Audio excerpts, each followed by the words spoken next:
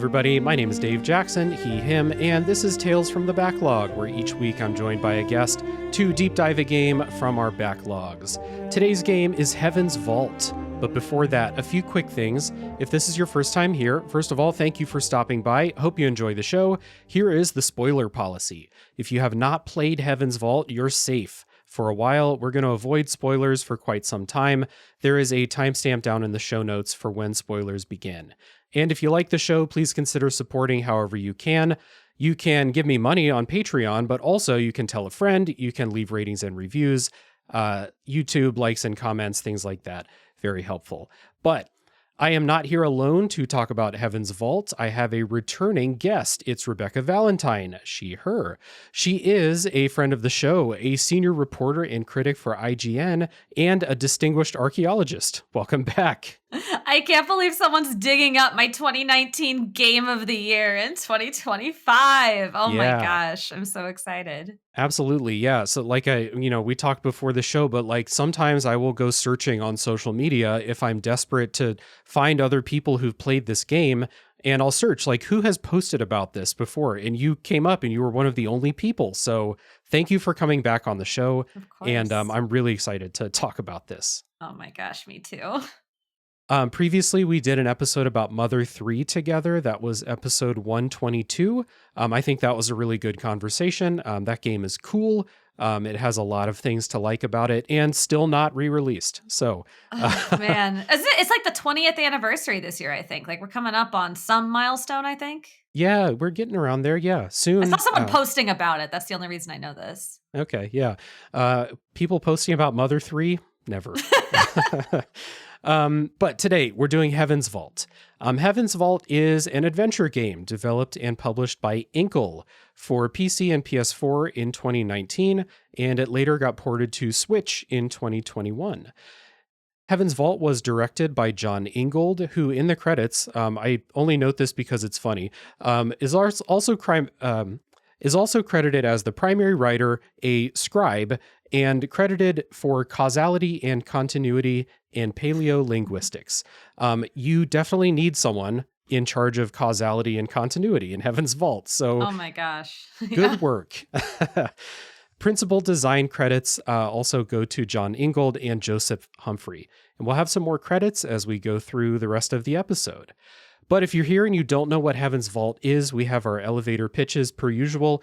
I say Heaven's Vault is archaeology and learning a dead language combined to be the most thrilling thing you're going to play. Reb, what would you say? For Heaven's Vault, it's half missing person mystery. It's a mystery game, and it's half just a linguist's paradise. Yeah, absolutely. That latter part about languages was the reason I wanted to play the game in the first place. It was the hook for me.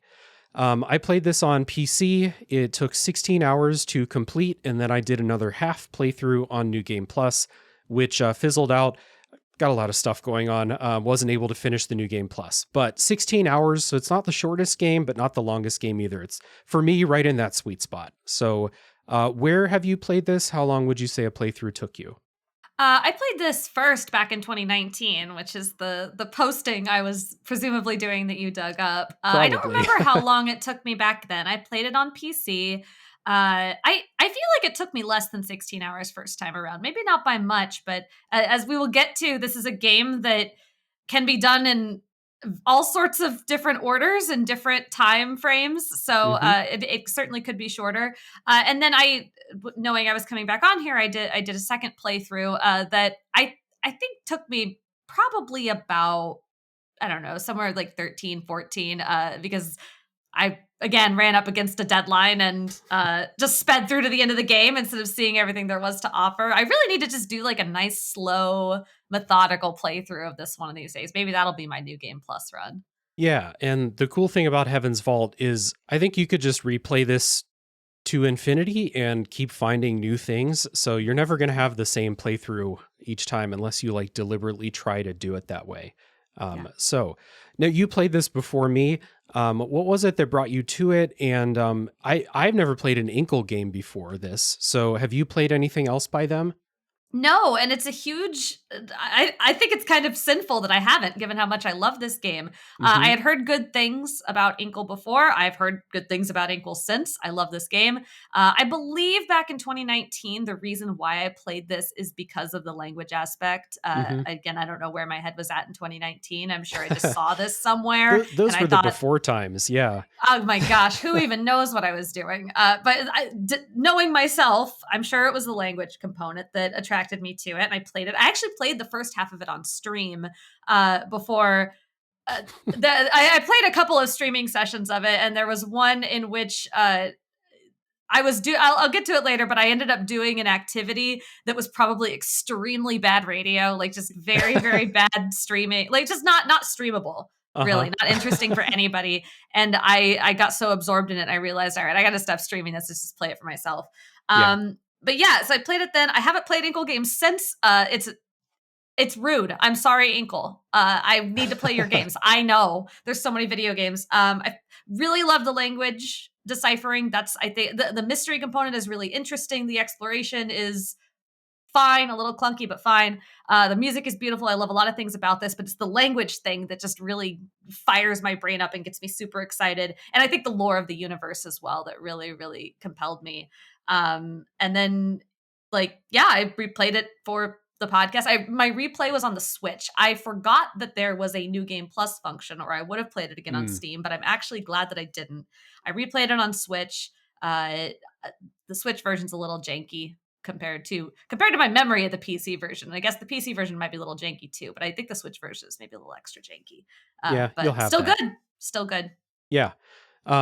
So for me, it was also the language aspect too that drew me in, and some people whose opinions I really respect about games have talked this up. Notably, John from Gaming in the Wild has talked about this a lot, and he's got an eye for cool games. So it was always kind of on my list, and the language aspect is a thing that, like, I know there's games that like will teach you how to learn Japanese and stuff like that, but I haven't played a lot of like games that have like a fictional language that you then like part of the game is learning it. And then like I saw like Chance of Sinar came out a couple years ago, Yes. and I haven't played that yet because I wanted to play Heaven's Vault first because I read that they were inspired by Heaven's Vault, and my brain is Yeah. cool like that. So I'm going to play that. There's going to be an episode coming up soon. I am going to play that now that I'm done. Yeah, you have to let me know what you think. It's a very different take on the idea, but it's also so cool for a lot of Yeah. similar reasons. Yeah, I'm super excited for it. Like language learning is fun to me. I learned a second language when I was like 30 years old. So I'm bilingual because I just had a lot of fun learning that language. What language? Korean. Oh my gosh, that's okay. We're gonna have to talk later in this podcast Yeah. about learning languages that don't use the characters that like Roman characters that we're accustomed to. Because I'm Yeah. trying to learn Bangla right now, and it's probably not anything like Korean, but a similar situation where like I've got these flashcards right here. Like, Yeah. sorry, this is bad radio too, but like this doesn't mean anything to me. But Right. I'm learning it. I'm trying to get it to have meaning for me. It's incredible. Anyway, continue. I'm sorry. Oh yeah, no, I'm super interested in those too because like, you know, we just take a lot of things for granted when it comes to like how Yeah. language works because like, you know, the way English works is how language works for us. And then Yeah. when we come across something else, especially if it's like, well, like English doesn't make any fucking sense to non-native speakers, but like when we come across something like when I spent a couple months trying to learn introductory Chinese, I was like, this is ridiculous. None of this means anything. And it's actually kind of similar to the thing in Heaven's Vault where like it's symbols that like might represent something if you squint real hard, but a lot of times don't. And so just like piecing those together is fun. It's a puzzle in the way that like learning the Korean alphabet was kind of like learning a puzzle. And I've dabbled in a handful of other languages and gotten myself to a point where like if I see some words I can read them, you know, stuff like that. Mhm. But language learning is fun to me. And so to have a game that's like one of the things I probably spent as much time sitting on the translation screen in Heaven's Vault as I did doing anything else because I was like, and you can like skip it in Heaven's Vault, which is crazy. It doesn't, Yeah. you're not gated by language at any point. It's just, if you think it's cool, it's there. And I think it's really cool. So, like, getting into the game, the language thing really paid off. It was super fun. I learned a couple of I know the moment you're talking about when you were streaming and it was bad streaming content. I would have been in that moment, like someone's talking in the chat and be like, shut up, I'm trying to focus on the translation right now. I can't chat with you right now. I'm focused. Yeah. So like I was super engaged, and it's, if you just like watch a trailer or like look at a screenshot, it's super unassuming like how compelling this game was. The translations, the story, dialogue, like there's no dialogue where I was like, yep, checking my phone while this dialogue plays out. Like I was in Heaven's Vault, and it's just one of those things that it just took me too long to play. Shout out to the Backlog Resolutions challenge that me and my Discord server members do, where at the beginning of the year I made a list. We make lists of that stuff that we've been promising we're going to play sometime, and we're like, all right, do it, play it this time. And Heaven's Vault was on my list for this year. It's like one of those games that like could slip through the cracks a little bit if you don't have a friend strongly recommend it, or like, you know, have a challenge like this. And so I'm super glad I played it. Oh my gosh. We're going to be so much on the same wavelength with the language aspect. And I don't just want to like ham that up and go over that, like say everything you just said again, but language. I love it. Another aspect of Heaven's Vault that I really, really love about it is the way the narrative plays out. It is a very loose structure. There are a couple things that you kind of have to do at the beginning of the game to get things moving. And then there is an end point where when you reach this, you are entering the end of the game, and whatever you know at that point, whatever you've done at that point is what you know and what you've done. But everything in the middle of that is just kind of like in no particular order. I mean, you do need to do certain like paths in certain orders, like you know, she needs information about a place in order to have a reason to go there, and so there are these structured elements to it, but it's so free flowing and so open with what the kinds of things you can learn about how the world works and who these characters are and why they're doing the things that they're doing. The things that Aliyah, the main character, learns and how they form her as a person can happen in all these different orders, or not happen at all. You can skip so much of this game if you want, or on accident. And I am so impressed with Inkle's narrative abilities on this thing. Oh my gosh, it blows me away. I would have been impressed, like, had I just played it by myself and not talked to anybody and like not realized that the story had so many different ways that you could go through it. But I played this alongside like really 4 or 5 people in my Discord server, and we had a great time just being like, this is something that just happened in my game. Did it happen in your game? And people are like, no, first off, that's crazy. But second off, check out the crazy thing that happened instead of that in my game. And so I think it's one of the games, like I said, you could play this 2, 3, 4 times and not see the same stuff. Like you might not even talk to all the same characters. Like you could solve the different problems that come up in lots of different ways. Yeah. And it's just really, really impressive how like free flowing it is. Like you said, things can be done out of order. It's all just like you learn some information, and now the lead that opens up because of that information is now available. And you don't have to go there if you don't want to. You can go somewhere else, follow a different lead, and that'll open up something else. And it's just crazy the way that it goes. So it's super cool. It's a super fun game to compare experiences, and that's why I'm glad that we have an entire podcast ahead of us to do so. So we're going to take a break and listen to a bit of music. We will set up the story after this music break.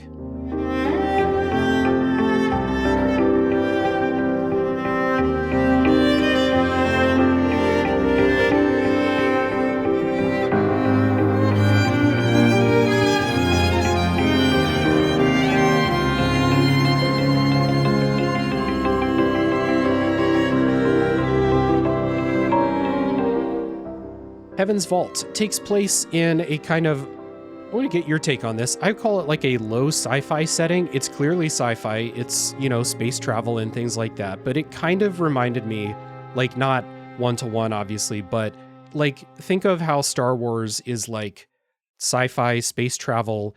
There's, you know, Heaven's Vault has teleportation. It has robots. It has stuff like that. But it's like it's not high tech everywhere. Like you're going through ancient places and stuff like that, sort of in the way that like Star Wars starts you out like that. You can tell there's tech, but you're not in it all the time. I think there's an argument for it being more high sci-fi, but I think that argument goes after the spoiler wall. Okay, fair but enough. Yeah, I agree with you. I think that's a fair assessment. Yeah, it's definitely got high sci-fi stuff for sure. But you're going through like these really old places. You're playing as an archaeologist, so it has like this worn, like classic feel to it. In a way that, like, you know, if you're reading about like the ancient Romans or something, I don't know why I pulled that, but that sort of vibe to it. So like future, but past, future, past. It's cool. You play as a historian and archaeologist named Aliyah, who works at a university on the moon Iox. The world of Heaven's Vault is a nebula made of a bunch of moons connected by, they call them rivers. They're water flows between the moons, and people sail on sailboats between the moons and things like that. You work at this university, and your superior at the university, named Mayari, gives you a mission at the beginning of the game to go find a missing colleague named Janiki Renba.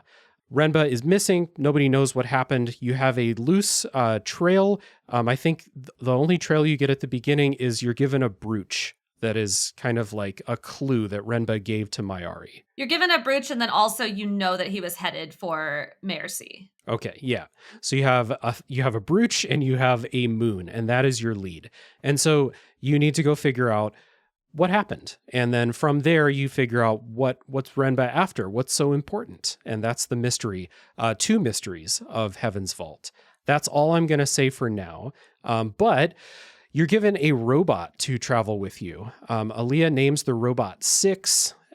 6 is the number of robots that she's had. It's not just a cute name. You're just robot number 6. Don't worry about what happened to robots 1 through 5. I really like Aliyah as a protagonist, just to kind of start this thing out. She is abrasive. She is mean. If she doesn't like you, she's just mean to you, which I can relate to. I wish I could be more like that. If you're investigating and you're talking to someone and they're an asshole, she's just like, you know what? Fuck you. You're an asshole, and you should be ashamed of what you're doing right now. She doesn't say fuck you, but you know. No, she's great. So you get dialogue options. I mean, you can choose how to play her, and that does impact a lot of her relationships throughout the game and what characters will talk to you and who won't. But your dialogue options are, this is not like the Mass Effect Paragon Renegade wheel. Your dialogue options range from neutral at best to rude most of the time. I mean, she can be very kind. Like, she has people especially when she goes to her hometown and she speaks to people who she's known for a long time, she can be very warm and funny and open because they're people who she does care very deeply about. There's people who she respects, like her mentor and her boss at the university, who she can be a little more abrasive towards, but clearly like does not want to piss off because she has a respect for her. And so she's not an evil person. You're not playing a villain. And you're not choosing to play either a hero or a villain. You're choosing to play, you are a person who has like sort of these defined personality traits, and then she has a range within those personality traits. And I love that. It makes her really fun to embody. I don't need to feel that I'm playing me in this game. I'm playing Aliyah. And it also, I think in some ways, I'm someone who has a really hard time playing like evil characters or renegade options or anything like that. I don't like being a mean person in video games. Yeah. But because Aliyah was already defined as kind of abrasive and abrupt and blunt, I felt a little more freedom to be that way in certain interactions when I really wanted to, because that was her, not me coming through. And I really enjoyed that.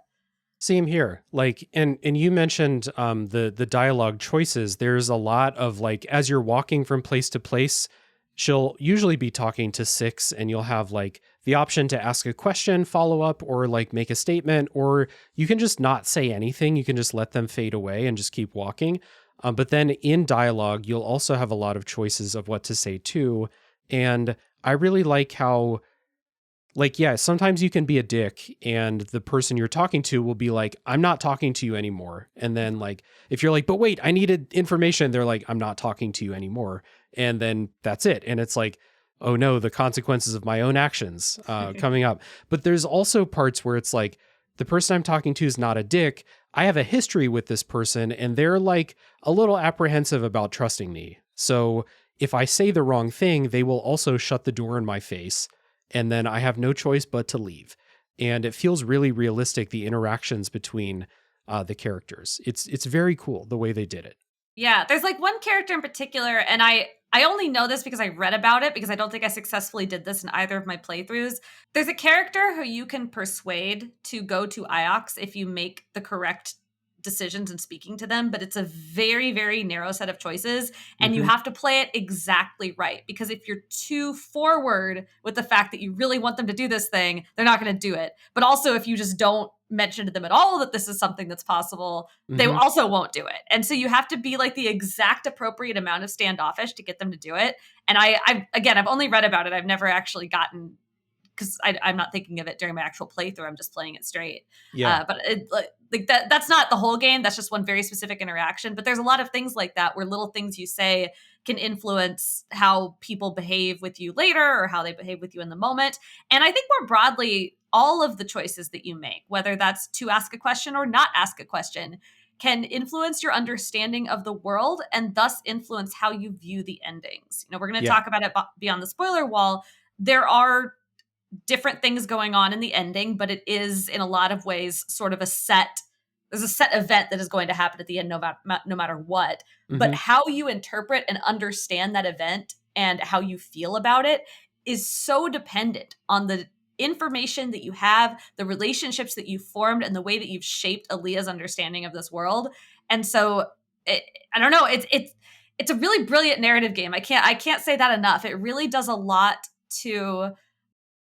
Gamers like to complain about freedom of choice in video games, and I think this is honestly one of the best games for demonstrating a really beautifully designed version of what it means to make choices in a game for that reason.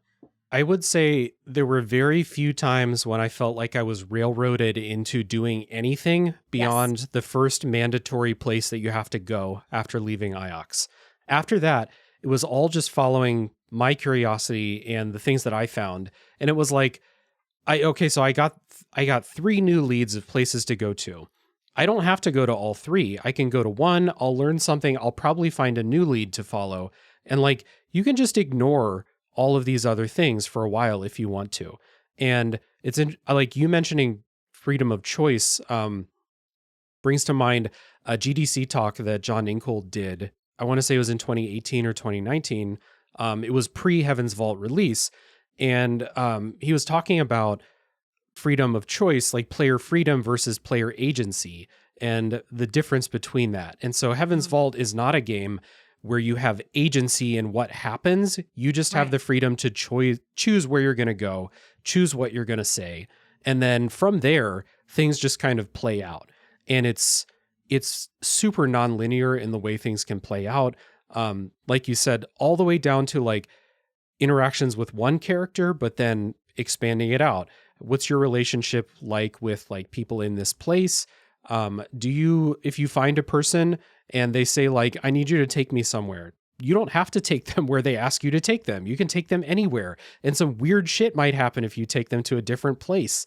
And then like your choice of what leads to follow will put you in this position at the end of the game where, like you said, your understanding of what happened, because you're learning about the history of the world and you're not going to get all of it. So it's like a very real take on history in general, because like Aliyah is the one that's going to go and then tell someone the history that she's learned, but it's only the history she's learned. She's missed so much of what she could have possibly learned. Yeah. And I think too, again, oh my gosh, so much that's going to have to go behind the spoiler wall. But I also think, just to tee this up, I think Ingold did a really good job with that freedom of using it in, the big scary word, a ludonarrative way, because the idea of freedom and the impacts of our choices is a big theme in Heaven's Vault. And so looking back on the structure of the game after finishing it, and looking back on the choices you've made and how the world has reacted to them or not, is really fascinating after you learn everything that you can possibly learn and you understand the secrets beneath it all. It's so cool. It's really well executed. Man, I love this game.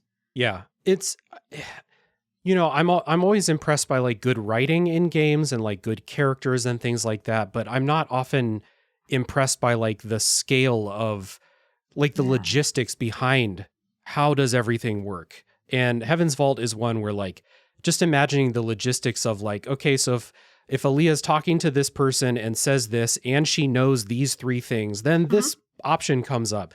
And if she knows two of those things, maybe this entire lead to go to a moon doesn't appear because you don't know enough in order to ask the right questions, etc. It feels like they thought of everything. Like Here's one for you. A difference between my two playthroughs. On the first playthrough, Aliyah is from a place called Elbereth, which is another moon, I think, in this nebula. And Elbereth has essentially a lower city and an upper city. And there's a way in which you can get to the upper city that everybody uses all the time. And on my first playthrough, I went to Elbereth and I immediately went into the upper city and carried on with my life. But in my second playthrough, I got there and something was prohibiting me from going into the upper city. And it was because of a very small choice I had made like 2 moons ago. And it also doesn't immediately tell you that that's what is going on. Like she kind of speculates. I don't know how much detail I can get into here. No, you're good. I know what you're talking about. You're good. Yeah. It was a very small choice. She kind of speculates as to what might be prohibiting her from doing this, but doesn't like quite make the connection until later when I did eventually go back and get in there. But it was really fascinating to see this. I just wrote it off. Like I didn't even think about this thing that I did at all. But it ended up becoming really, really important later. And there's also a really interesting way you can kind of make the same decision, but then get out of it. It's just, there's so many little intricacies. It's so cool. Yeah. Like comparing playthroughs with people was really awesome. And I'm looking forward to our spoiler time where we just say like, did you do this? Did you do this? Did you find this? Etc. But finding out like, so someone would pop in Discord and be like, this insane thing just happened in my game. And then we would like detective walk our way back to like the first inflection point. And it's so long ago and you would never know that you're getting yourself into something that would then like snowball into this wild diversion of stories between your game and other people's games. And it's really cool. And it all happens in such a natural way. You never really feel like the choice is super artificial, I don't think. There's very few like, do you do this or do you do this? And you know the difference between the two choices, like the effects. There is a little bit of that, but like most of the time, not really. It's just super impressive. Yeah. And I think it helps that the writing does feel, for the most part, fairly natural. Like all of Aliyah's conversations and her thought patterns. Occasionally it gets a little stilted, but that's usually happening when you're walking around like a big open area and you're engaging with the, like you said earlier, because you can, at any time, at most times you have these buttons at the bottom of your screen when you're walking around and they'll just be like for a question or a statement, but they don't tell you what that question or that statement is. Right. And so if someone says something to you, you can choose to reply as a question or reply as a statement, and she'll provide, whatever that dialogue is, or you can choose not to reply at all, but you never quite know what it is. And sometimes those little conversations can feel a little stilted, just because it seems like there's just this massive pool of different things she could be saying at any given moment. And sometimes it's relevant to the place that you're in. Like if you're walking around this big, beautiful garden, you might be remarking on things that you're seeing in the garden or things you're thinking about. But also if you've exhausted all those options or just for no reason at all, she might just say, hey, Six, what's your deal? Like, why did they bury you in the ground? Why did they dig you up out of the ground? That's a weird thing to do. And so it's just like stuff that happens to be on her mind. And for the most part, it all works. Occasionally it feels a little weird. But I think that's one of the ways in which it sort of masks that you're making all of these like branching choices, because she's just sort of following very natural human impulses and everything.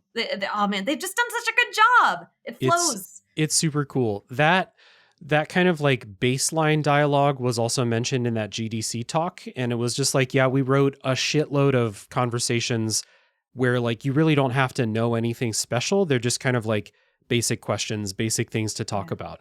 A lot of those come up when you're like sailing between the moons. There's not a whole lot of like quote gameplay mechanics in here. There's the translations and then like you walk around, you check stuff, you talk to people. That's, it's an adventure game at heart. Yeah. There's a little bit of like a item, like sort of point and click puzzle situations. Like if you have this Yeah. item and this item, you can combine them and do this, but that's not like the main thing.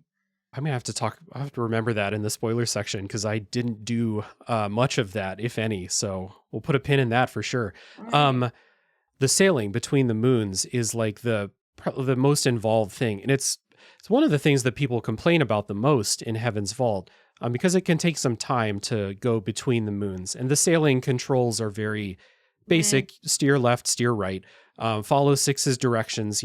Mistress, turn left up here at the junction or whatever. But the thing that like kept me from skipping it, because there is like if you're traveling someplace you've been before, you can just, hey, Six, drive, I'm going to go to sleep, and you That fast was travel. not present at launch. Was not. Okay. Was not. So I didn't use that a whole lot for most of my first playthrough because I was interested in the conversation. Even if they were like the basic things, a lot of those conversations are kind of like summarizing and wrapping up and then like asking the next question about what you just found on that moon you were on. And then you get into some basic stuff like, hey, Six, where do you think the rivers came from? And you do a little bit of guessing about stuff like that. But I thought it was mostly good enough that I didn't skip the admittedly like kind of boring sometimes sailing until my New Game Plus. So Yeah, I mostly, because like I said, it wasn't there at launch, but it was when I played on the Switch version, and I have mostly not skipped it because you're right, those conversations are good, and I think they're even more interesting to me. So Six is her traveling companion. It's the two of them together most of the time. Occasionally you're split up for whatever reason, and occasionally there's other people around if she's like in a settlement. But for the most part, it's just the two of them. And very critically to Aliyah's character, she hates robots, hates yep. them. Mm-hmm. Really from the get go, does not like this thing, does not want it with her. Thinks he's basically there to babysit her or spy on her Mm-hmm. because she thinks the university maybe doesn't trust her. So that's where a lot of that abrasive relationship comes out. And I wouldn't say that at any point in the story, this isn't like one of those stories where, oh, by the end they're best friends. Like that's not what this is. Nope. Six is a robot. Like this is not. There's some interesting things going on here about like what the robots really are and like what they're capable of, but there's not like some sort of questioning like, are robots actually capable of deep emotions? Like this Oh is no, not that. it's not. No, no. It's not that kind of game. Like Six is Six. That's the robot. And Aliyah hates robots. Still, by the end of the game, like still not a big fan. But there is like through these conversations, there is like a companionship kind of thing going. Like Mm-hmm. she is making conversation with this robot, like out of a desire to talk to someone, and clearly is not disliking having a Right. companion. And so it's seeing their relationship develop, and they're just sitting there in silence on their road trip, and then she's like, hey Six, what do you think the rivers are? Where Yeah. are they coming from? What's that about? I don't know, man. Like it's freaking nebula. I don't know. Like it's Yeah. just it's really Space interesting. dude. Yeah. Space It dude. it is nice like that gives some character to Aliyah too because like you're right. Like she doesn't come to the end and she's like, actually robots are all right. Yeah, no. She doesn't like them, but she wants to learn, and Six sometimes knows things. So Hmm. she wants to ask questions to learn. And then also that is characterization to just be like, she's actually not cool with just being silent, flying through space for hours and hours and hours. Like she wants to talk. She wants to have a little chat. Even if when talking with a lot of like the people you talk to, she's pretty curt and not the Yeah. friendliest person, which is real. Like you can have a desire to talk to someone, but also like not really enjoy the process. Those two things can happen at the same time. So she's great. Six is funny too. Like Six will kind of punch back a little bit as much as a robot can, I suppose. Yeah. So yeah, cool game. They do cool a good system. job with Six of not again, because six robot, not doing Yeah. the whole thing like does the AI have the ability to love? Like they're not doing that. Right. But they do a good job of making Six is a robot, but also Six has a program that allows for personality. Yeah. And they do a good job of sort of walking that very, very careful tightrope between those two things. Six has like a set they have sort of a set like neutral face But then sometimes they will switch to a smiling face or an angry face, like depending on what they're trying to convey. And it's still very robotic, but also like, okay, we're using this in a very specific way to convey, this robot is conveying something to Aliyah. And it's really it's really nicely done. It's funny when, like, if you say something really mean to Six, you see like the switch to the frowny face right away. And you're like, oh, I'm sorry, buddy. Like, I didn't mean that. But Aliyah did. Aliyah's not sorry. She did. Yeah, for sure. It's funny. And Six is not like C-3PO. Like, he's not an encyclopedia. He doesn't know everything. In fact, there's many things he does not know. Right. And there's a reason why he doesn't know a lot of stuff. And that's part of the mystery.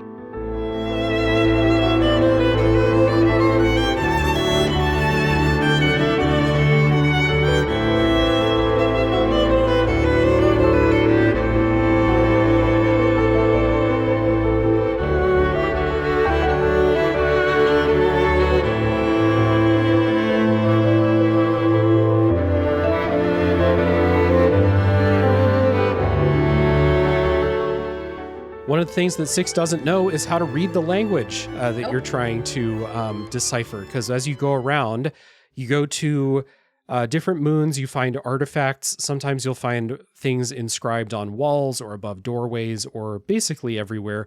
The ancient civilization loved to write stuff anywhere they could. All over the dang place. Just, writing everywhere. And so one of the other things is the translations that you do. And we both said this is basically the reason we were super excited about playing the game in the first place. The way it works is you'll come across something, Aliyah or Six will say there's an inscription. It will bring it up on a special screen. It will show you the glyphs. And then if you know some words, it will automatically fill them in. You start out with just knowing like 2 words or something, like, you know, the word for Empress and I don't think you even know those to start with, because sorry, I don't mean to stop you. No, you're good. At the very beginning of the game, you get the brooch. Yeah. And the brooch has 2 words on it. And you're just guessing. And that's the majority of, I'd say, the first like 3 hours of this game, is walking around looking at things and going, I don't know, man, it's on a brooch. It can mean a couple different things. And the brooch, I'm pretty sure the ones you get are like holy and beloved are like the 2 adjectives for the first word. And then the second word you can pick between emperor or empress, I think. Right. And then friend, I think, is the other word or something. Okay. I think it's something like that. There might be a couple other words in there also, but you're given a pool of words to choose from. You're not just like typing things in or anything. Right. It's always educated guesses. Dependent on what you put there, because there is a correct translation for that brooch and there's an incorrect one, but you can put the incorrect one in and then you're just marching off with wrong words. And then you find out that they're wrong later. But right. If you make a horrible mistake, Aliyah or Six will just be like, no, this is not right. Let's start over, and it'll wipe it all clean. And then if you guess correctly on a couple of different inscriptions, like the same word, it will get locked in as correct. Yeah, but most like, I'm pretty sure I got this translation correct. And then from then on, it's got it for you. Yeah, it's there. And so as you go, you'll start to pick up more and more words. But the cool thing about this is it's not just picking up vocabulary. You'll learn like the syntax of this language. And like, that was a big discovery for me when I figured out how different parts of speech are signified in the language. It was like a fist pump moment to be like, holy shit, I have a notebook down, a paper notebook with notes about the Heaven's Vault language, because I was like having so much fun with it. It's so fun. And it's one of those things that, like, if you don't like this, you can just not do it. Like I said, you're never gated by you can skip every this. translation, I think. Yeah. You might have to just like fill it in order. No, you can just press B and go off the screen, I think. So, yeah. So you're guessing words based on common glyphs. If you start to put together like, this little symbol I think means person, or this little symbol I think means place. And then it will have other little things to kind of say, okay, what kind of person, what kind of place, etc. And you can start to pick up on those. You'll also always have some things to choose from. They're not always going to be like 4 synonyms, but they'll be generally like ballpark. And then also you can sometimes pick up context clues to help you figure out like, what is this thing? Like, I found this thing inscribed above a fireplace, one of these words might mean fire. So if it's one of the guesses, then what the hell? Let's plug it in. Let's see if we're right. And that worked out, enough for it to be helpful. But like a lot of times you'll pick up a thing, you'll pick up a dagger, and like the thing written on the dagger is not about daggers. So, it's not always the main thing to go to. Yeah, I think an interesting thing about Heaven's Vault is we've said already many times that this is a very non-linear game. Like you start out, you start at the university, you go to Mercy, and then I think after Mercy is when you can kind of pick between at least two places, and then from there it opens up further. But so Mercy is basically your tutorial, and you can walk through Mercy and you can translate nothing. Yep. There are like five. I think there's like 5 or 6 things on Mercy you can find to translate, possibly more that I didn't find. But you could just walk past all of them, talk to the person you need to talk to, and then leave, and never translate anything. But if you engage with everything, the game does do a pretty good job of making the thing you go there to do be right in front of a translation. So it's very hard to miss. I'm just going to talk about Mercy because it is like everyone's got to go through this at the beginning of the game. You go into Mercy and there's like this giant statue of like a woman that you see, and there's sort of a long translation under it that you probably don't quite understand at first because Aliyah's like, I don't know what this is. But then you keep walking, you go to the center of town, you talk to somebody you need to talk to, and they're right next to a well. And the well on it has very short words. And some of them are familiar to you because they were on the big statue that you saw back there. And if you were paying attention, one of the words has 2 little wavy lines, like the Aquarius symbol. Wow, on a well, what could that be? Right. It's water, man. That means water. And so, like, if you can even, there's a couple other words on there. I think it's something like blessed water or holy water or something like that.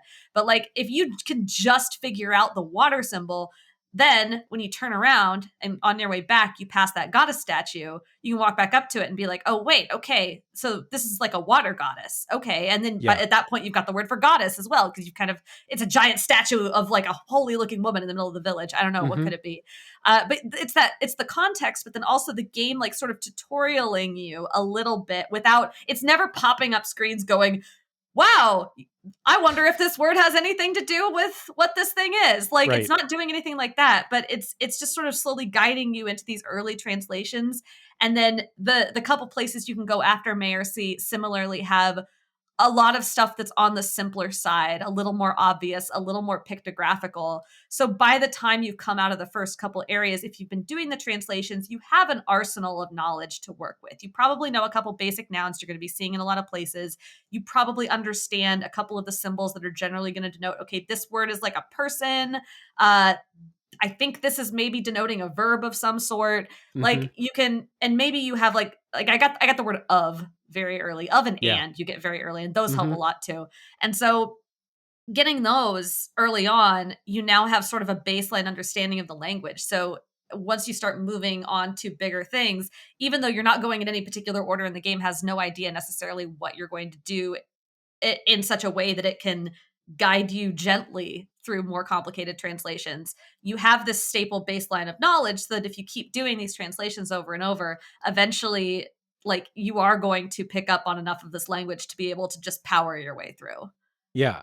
And that example you gave with the well is a perfect example of why the language works beyond just the pure fun, for me, of putting together a language puzzle, is that by engaging with the language and the translations, you then learn what is that big statue here? Okay, so it's a water goddess. Do the people here worship this thing, or is it older than these people? Like, you start to learn about the world, and then they both feed into each other, because you'll be like, okay, I'm going to a new place. I can't wait to find some translations. Number one, because they're fun, but number two, I'm going to learn about the place. And maybe if I find an artifact that's not from this place, but it's from this place, or it's not from this time period, but it's from another one, I'm going to learn about those people and that culture and that history. And it just like feeds into each other in this feedback loop where, like, with a game that's like this slow paced, because it's really slow paced, I will generally like play it as if I were reading a book. I'll like play for 30 minutes or something, and I'll start to get sleepy because doing a lot of reading makes me sleepy. But not Heaven's Vault. I had a really hard time shutting this game down because I couldn't wait to go to the next place, find the next inscription, and then learn something about it. And that's why I did New Game Plus, because in New Game Plus, you keep the words that you know, and then you go back and find those same artifacts, those same inscriptions, but you have more knowledge about what they are, where they came from, but also what do they say. And you theoretically keep learning more and more and more. Like we've said it so many times, this game's so fucking cool and it's so really well done. Just the way that all of this feeds into each other is perfect. Yeah. And you've said before, you don't have to do any of the translations, or you can only do some, or you can do whatever amount you feel like, but they really do inform your understanding again of the world and of the story. And that it goes back and forth, because if you're doing a translation, even if you're not sure of all the words, and you get it, like the game doesn't do a little ding-a-ling when you get it right. Like you put it, if it's 4 words and you guess on all 4 of them based on like whatever knowledge you have at the time, they're all going to have little question marks by them, and you're going to submit it. And then in Aliyah's mind, that's what she's guessing the translation is. Like it doesn't tell you you're right, but sometimes if you are right, her next line of dialogue will be something like, I guess this message is about death. Like if it was like you put death in there somewhere. And if she says that, usually it means you're right, because she's like sort of confirming that this is on a theme. But if you get it wrong, she'll just say, I think that's about all I can do for now. And then just keep going. But then, like you mentioned earlier, if you've translated a word a couple times correctly, eventually she will say, oh, I think that's the word for death. I'm pretty sure I'm right about that. Yep. And then from then on, you won't have to retranslate it. Like it'll just appear correctly every time. And you can also, there's like a menu, you can go back and look at all your previous translations. And so if you guessed something earlier and aren't sure about it, you can go back after you've gotten those words and look at it, be like, oh, now I know 3 out of these 4 words. So I could probably use the context to finish this up. Yeah. You don't have to, but you can. And all of that, the commentary that she will make, she will say things that tie it into whatever's going on in the story at the time, whatever place you're in, whatever things she's looking into. And those comments, again, inform your understanding of what is going on in the story and maybe make you feel different things about it. It's very cool. You can also go back to IOX, and there's a professor or something there named Huang who you can show stuff to. And Huang will be like, oh, this is cool. I've seen something like this. I have something in the back room, or I have a book that talks about this. So he'll like check your translations a little bit, and you can go like, I went back often to lock in words because I was like really interested in the translations. And that's another way you can lock stuff in. Really, the only thing that like bugged me about Heaven's Vault is New Game Plus. You keep the words that you know, but the translations get more complex. So I was excited to replay the game on New Game Plus and be like, I'm going to nail these translations this time, and I'm going to know what's going on. And instead, they just keep getting longer and longer and more complex. So that's part of the reason I stopped the New Game Plus playthrough, is because the primary reason I was playing it turned out to be not what I thought it would be. And like, is it realistic for the inscriptions to be longer than 3 or 4 words? Yeah, probably. But it was something I was really excited about, to be like, I'm going to translate every word on that brooch you get at the beginning, and I'm going to know exactly what that thing is. And then you get it, and it's twice as long as it used to be, and I don't know the new words at all. So back to square one with the translations, which, like, languages have more than however many words I learned on my first playthrough. Like, I get it, but it was still a little bit disappointing. Yeah, that makes sense. Like I said, I never did a New Game Plus. I wish I had. I might still now, because I am intrigued by that. Like, I enjoyed the translation aspect in a particular way where I want more. And I did. I less so on my second playthrough, because I kind of had to speed through it a little bit at the end. But on my first playthrough, I remember I spent a lot of time translating, like so much that I had actually a pretty good understanding of the language by the end of it. Like, I didn't have everything, but I had a lot of it. And so I was starting to bump up against the limits of what was available in the game. And so I wanted more. And I'm kind of excited at the prospect of there being more. Yeah, that's how you get more. So whenever you're in the mood for more Heaven's Vault, that's waiting for you. Yeah. One quick thing I just wanted to shout out to talk about the story stuff. There's a lot of story going on, as we said, and every time you boot the game up, you get here's what's going on in the story right now, like catch-up screen, which is awesome. Oh, thank goodness. Yeah, as someone who, like, I'm always juggling a lot of games for the podcast. And so sometimes I'll go 4 or 5 days between playing a game. And if it's like super complicated, like Heaven's Vault is, I really appreciate the catch up. Or like, I'm playing Dragon Quest 11, haven't played it in like 3-4 weeks now. There's going to be a story catch up when I boot the game up again, and I'm going to be right back where I was.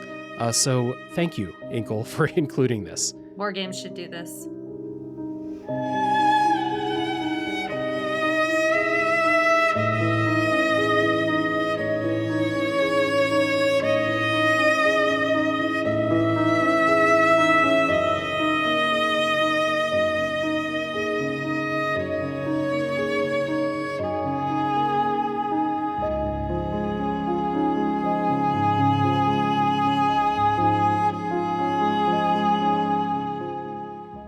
And then the last things to talk about, we haven't talked about the visuals or the music yet.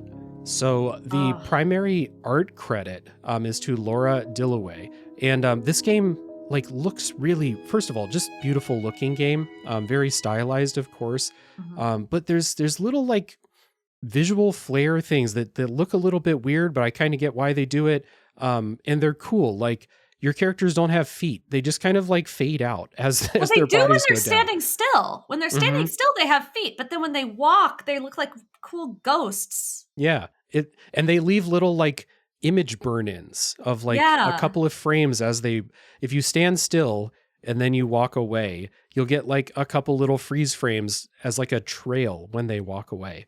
They're I think, to me, it seems like they did the feet thing because animating feet walking up hills and stairs is a nightmare in 3D, but it looks cool. I'm not complaining. It's just noteworthy. I honestly don't know, because you can, if you squint, see the feet. They still have a full model that is walking. It's just very, very faint. It's faded out like a ghost. And I think, I don't know. I think we could sit here and I don't especially want to do this before the spoiler wall, but I think we could sit here and dissect both that and then sort of the person contrail that they're leaving and what that means thematically and how that ties into the message of the game.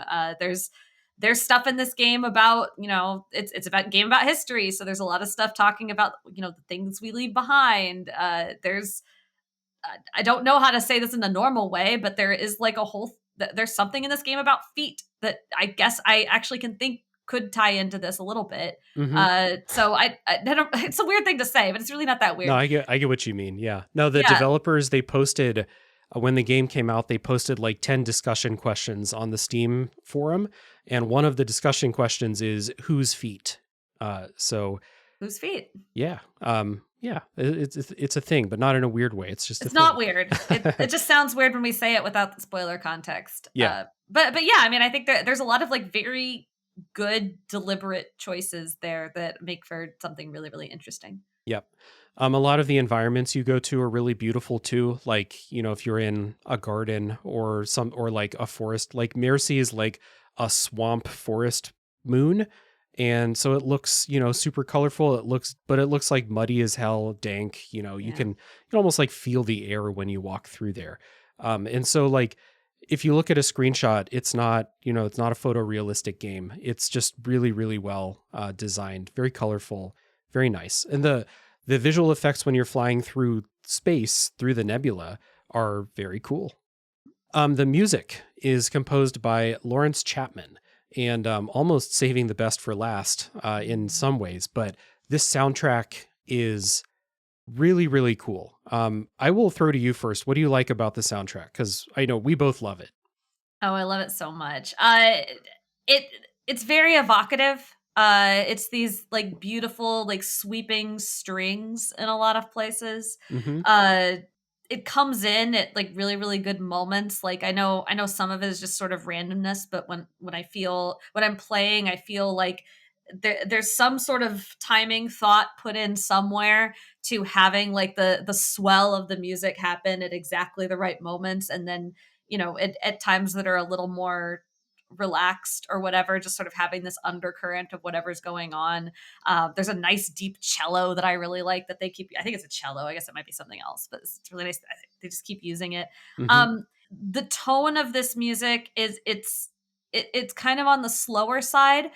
It feels somewhat mysterious, but also like I don't know. It feels like space. It feels like eras. It's like a little bit sad, but also like adventurous. I don't know. There's a lot going on. Yeah, no, eras is a good word. Like I kind of like I talked about with the setting, like it feels old even though it's Yeah. sci-fi. And so the music is mostly strings, but there's piano and stuff like that too. And I think like I read a note that Lawrence Chapman put in some synth just to like remind you, hey, this is sci-fi, but like it's Yeah. mostly strings. And so you get like that moment when you walk into a new planet and like the music will like soar up with this like string part, and it really like it's like a moment like I'm landing on a new place, I got all this stuff to explore, it's exciting, but it has like this inquisitive feel to it as well. It's just really nice. It's a good soundtrack to listen to outside of the game, which is not like a signifier of soundtrack quality, but it is a nice thing to be able to say about a soundtrack.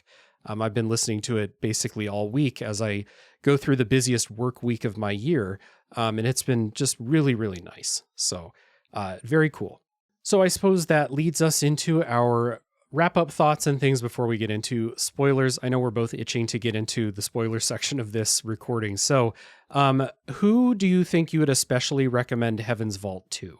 Well, I mean, as you mentioned at the top, anybody who likes Chants of Sennaar. Yeah. I think it's kind of hard because it is like if everything we've just said about the translation stuff appeals to you, you should play it. I do think it is a compelling narrative game. Mm-hmm. I also think that if the translation stuff doesn't at least pique your interest a little bit, you're not going to get it. Like you can skip it, but I don't recommend it. Like it's just not a whole game without it. So Mm-hmm. even if you're just like sort of interested in that, but more interested in the story, you should play it. Like narrative game people who like Inkle's other stuff, anybody who like did like a classics degree, or like a language or linguistics or history or archaeology, like anybody with those degrees like Mm-hmm. should play this. Just all the humanities nerds, should play this. I think There we that's where go. I'm at. That's a good way to sum it up. Yeah. I agree with you. I was going to say earlier and then got sidetracked. Like, I can't imagine getting the full experience without doing the translations. Like it's part of it, and it enhances all the other good stuff about it too. So Yeah. I'm It's with you more, there. you can skip that. Like, if you're just having a hard time with one or you're just frustrated, just skip Yeah. it. It doesn't matter. But, like, don't skip out on that part of the game Right. Yeah. entirely. It would be incomplete without it for sure. I'm with you though. Like obviously there's a lot of people that like this is not going to appeal to because like you're not fighting anything, there's no action. The most involved like mechanical thing that you do with your hands is fly the ship. But that doesn't really matter to me. I'm in on a lot of games that don't have involved stuff, but I know there's a lot of people who are like gameplay first. That's what I'm most Mhm. interested in. And Heaven's Vault's not going to be that game. But I do think the things that it's good at, which is basically everything, is strong enough to really compel you if you're at all interested in what we've talked about. If you're here like an hour into the recording, then you're probably interested, unless you just love the sound of our voices, which is cool too. I support that also. So, Heaven's Vault, good ass game. It's going to be one of my favorites that I played in 2025 for sure. And I'm really happy to have played it. And before we go into spoilers, we have a little bit of housekeeping. We always start with the work that the guest does. As I said at the top, Reb works for IGN, doing reporting, game reviews from time to time. So tell people about your work and where they can find you. Well, primarily reporting, investigative reporting. I mean, I write, news on the day to day, but the big stuff usually about once a month or so. I have some sort of scoop, I guess, Mm-hmm. for lack of a better word. I have a report I'm actually working on that I thought was going to go up this week, but might go up next week. So you might see something sort of newsworthy from me in the coming weeks. And then I go on leave to move house, so maybe not for a bit. Oh, I'm going to Tokyo Game Show, so you'll see me, posting about that probably. Awesome. But you can find my work on IGN, ign.com/person/Duck Valentine, if you want to just see the list of it. I also post on Blue Sky, duckvalentine.bsky.social, I think is what it is. They couldn't have made it more inconvenient to tell people what your handle is on Blue Sky. Yeah, they were trying to do like some sort of like kind of not quite Mastodon Light thing, and I don't know if it worked or not. I'm Duck Valentine. If you see someone online, that's probably me. Right. A good follow. I like. Oh, and I'm on Nintendo Voice Chat. I'm on our Nintendo podcast at IGN once a week. Very good. Cool. Yeah. Your reporting, we talked about it last time, but I really appreciate the work that you do. And unfortunately, a lot of like those scoops that you talk about are like, latest rounds of layoffs and unfortunate things in the games industry. But, someone's got to tell us about it. This new one's not good either. Sorry. Oh, no. Yeah. But like someone's got to tell us about this because we do need to know about the stuff. So we appreciate the work that you do. And I remember you did the story about like catching up with the person who designed the Pokemon logo, right? Was that it? That was one of the fun ones I did this year. I was like, it's very cool that she got to do a fun one, and it was a fun read. So it's good stuff. So yeah, definitely recommended. People don't need my recommendation, but I'm giving it anyway. Go check out the reporting, and and the Nintendo Minute you said. Nintendo Voice Chat. IGN's weekly Nintendo podcast. Our episodes drop every Friday on all the podcast services and such. And I'm on there most weeks. Occasionally I'm out for whatever reason, but go check that out. We talk about Nintendo. All right, awesome. Well, people can find all those things down in the show notes, and you can easily find it as you're listening to me talk during the spoiler break or listening to the music. Go find some stuff to read. Maybe queue up a few podcasts. So. I did most of my plugs at the top, but the last one is I've mentioned the Discord server several times. It's public. You can join. And if you played Heaven's Vault and you listen to the spoiler section and you're like, I have some crazy shit that neither of you talked about, please jump in Discord and tell me about it. Or, comment on Blue Sky or something like that. I need to know. And I don't think that we're going to hit everything in the spoiler section. So please jump in. There's an invite link for that down in the show notes as well. So with all that being said, we're going to take a break. When we come back, it's going to be full spoiler time for Heaven's Vault.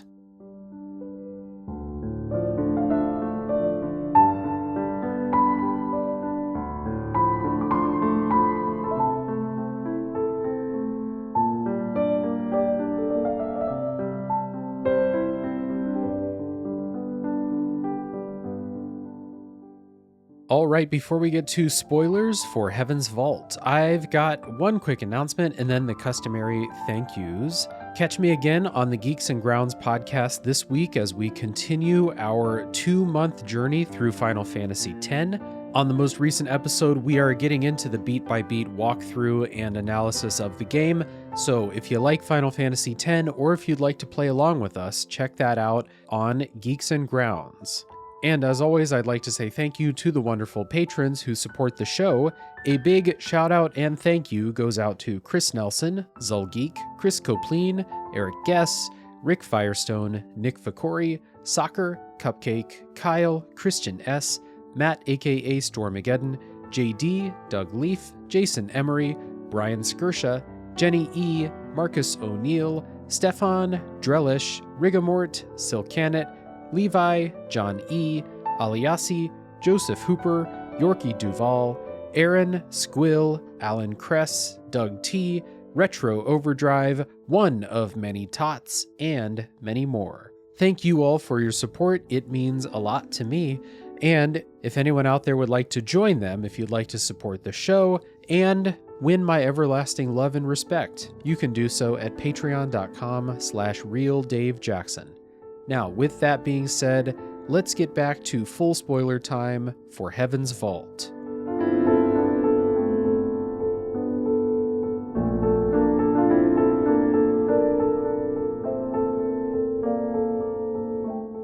All right, we're back. It's full spoiler time for Heaven's Vault. And before we start, a quick thing. We're not going to go in a linear way through the story. That's not even a real thing with this game. But all that to say, we might spoil late game stuff very soon, so we're not gonna make ourselves wait. So yeah, if you don't want to be spoiled on anything from Heaven's Vault, go play the game, go finish it, and then come back. The other disclaimer I'm gonna give is I don't consider myself to be an expert on the history of the world of Heaven's Vault. So I'm not gonna pretend to be. I'm probably gonna get some stuff wrong, and there's gonna be a bunch of stuff where I'm like, that's neat, I didn't know that. That's just the way it is. Yeah, just the way it is with this game. I found a community timeline spreadsheet where like people had like put in a Google sheet everything they found on their own version of the timeline, because Oh, no you put kidding? together a timeline as you go, Oh and my it is gosh. insane the amount of stuff that people found. Oh, man. Okay. Yeah, Um, I'm looking at this list and I'm already like, I don't think I did like several of these. I don't even know what some of this is. yeah, so we're just gonna start with like a did you do this? Did you do this type, thing. So the Yeah. first question is, did you go back to Iox and talk to Mayari often? I went on my first playthrough. I remember doing that, and Okay. I don't remember too much about it, but I remember I did go back several times. On this playthrough, I didn't, but I did go back for the funeral, which Okay. you can apparently skip. Yeah. Or I also learned you can show up for the funeral, like with the intent of going to the funeral, not go to the funeral, and then go rob Miari, I guess. Like that's something What? you can do. Apparently you could just go to her office and like poke around. I don't know. Jeez. I did not do that. No, But I didn't do it either. I I went went to back the for the funeral funeral. like a Yeah. civilized person. Right. And so like my first playthrough, I went back to talk to Mayari after I found I think it was after Mercy, just to like give her an Oh, update, interesting. because I thought like she would want to know. So I think I went back very early. And then after you get the message from Renba via 6, and it says like I think it says like the woman is not who she seems or something. Like I Yeah. took that to mean you can't trust Mayari, so I didn't go back for a while. Oh, I Oh, took the crown back.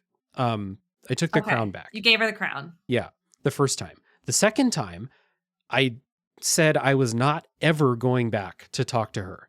Uh-huh. So I didn't, and I kept the crown.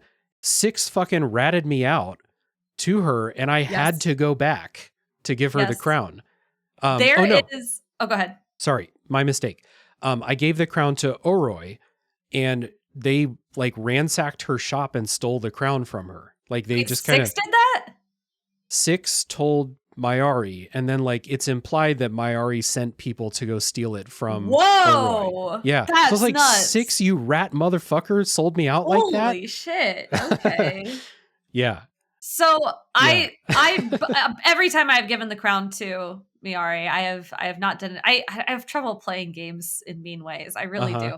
But uh again, another thing that I have read in just trying to piece together the stuff that I missed. So the way you get the crown is you're on this moon that's like totally deserted in this like empty house, and Mhm. it's in this box that's sealed shut. And the way you can get this is there's a poker sitting, like a fire poker sitting up on the fireplace. You can get it, you Yeah. can pry it open, or alternatively, you can send 6 back to the ship to get like his like little arm attachments or whatever, and then pry it open for you. So there's 2 ways to open the box and get the crown.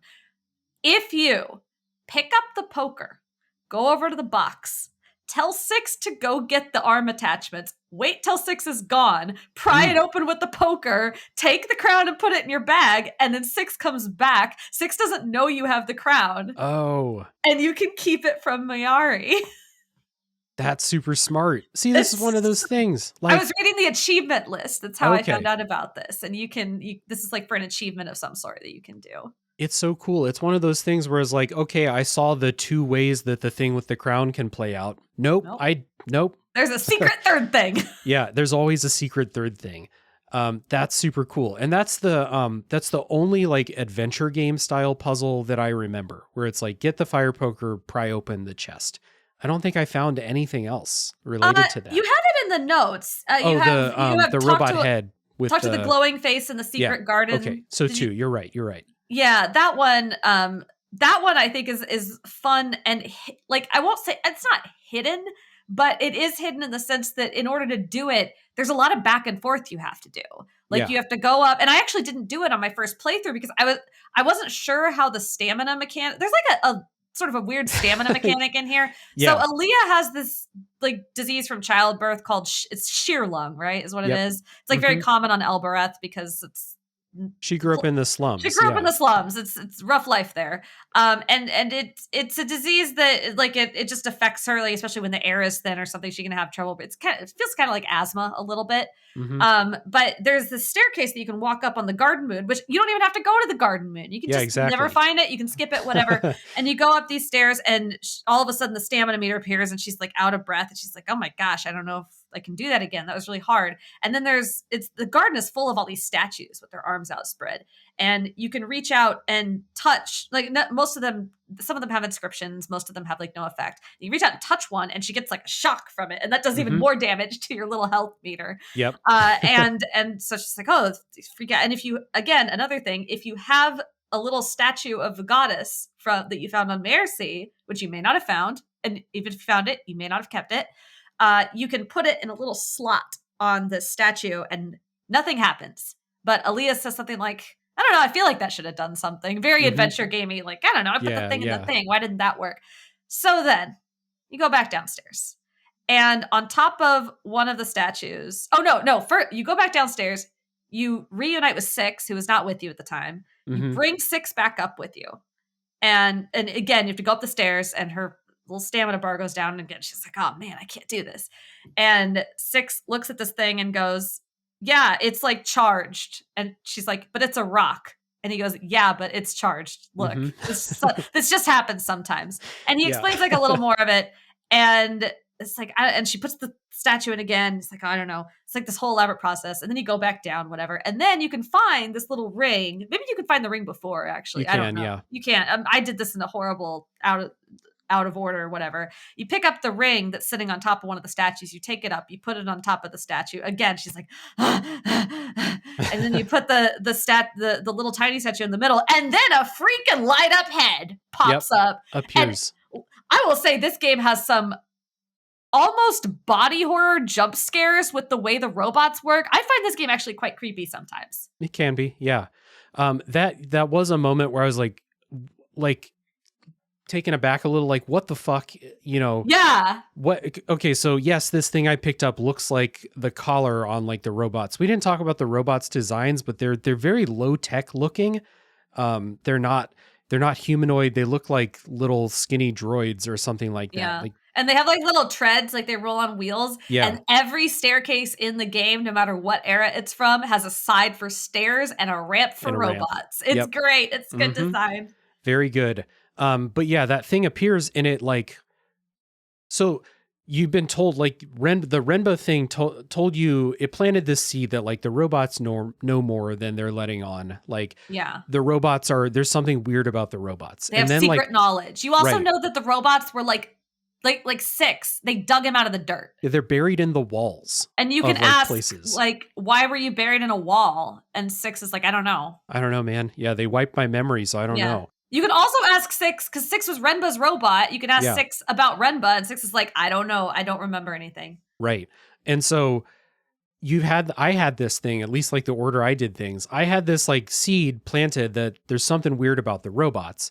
And then hours go by and you don't learn much new about the robots. And then suddenly a robot, because it looks exactly like a robot face, appears, and it's not a robot. It's talking like it's a person who's waking up from, they winked out of consciousness and now they're winking back, and they're like, where the fuck is this person? Where the fuck am I? Who the fuck are you?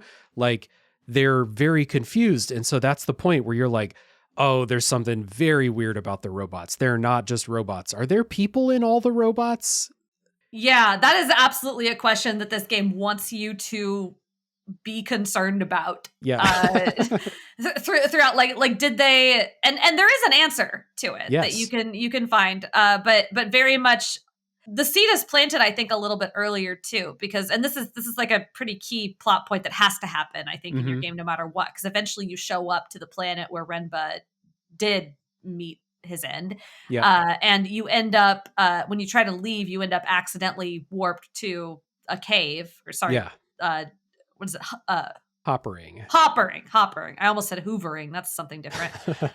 You get hoppered into a cave, and Six is there, and Six is being real weird and saying some real weird stuff. And this is where you got the message that, oh, you can't trust the woman or whatever. And it's very strange. And then Six seems to have like no recollection of this at all. And so there's this idea that the robots have information stored in them somewhere, or something that they can let on under the right conditions. And you get a little more of this later if you presumably, but I guess you can skip it, visit Miari and give her the crown. If you follow a certain conversation path, she will start saying words in another language to Six that get him to react in certain strange ways. And so there's this whole like ongoing puzzle that you can get all these different pieces of what the robots actually are, what they know and why it's important, and how you can access that knowledge yourself. Yeah. And I think I don't think you have to see the scene where Mayari says the word that kind of like activates Six. Yeah, I don't think you have to see it. And you definitely don't have to go to this garden moon where you find this other talking head. No. So there's so much of this that you can miss.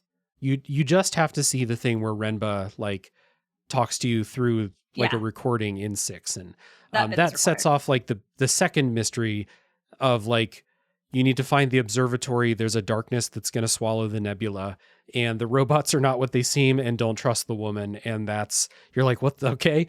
All right. I guess I'm going to try and follow where you were trying to go. 'Cause he blew up. You eventually put together, he blew up trying to create his own like rocket fuel to go somewhere where there was no river to go. And, happens when you try to make your own rocket fuel, I guess. Yeah, normal behavior. Yeah.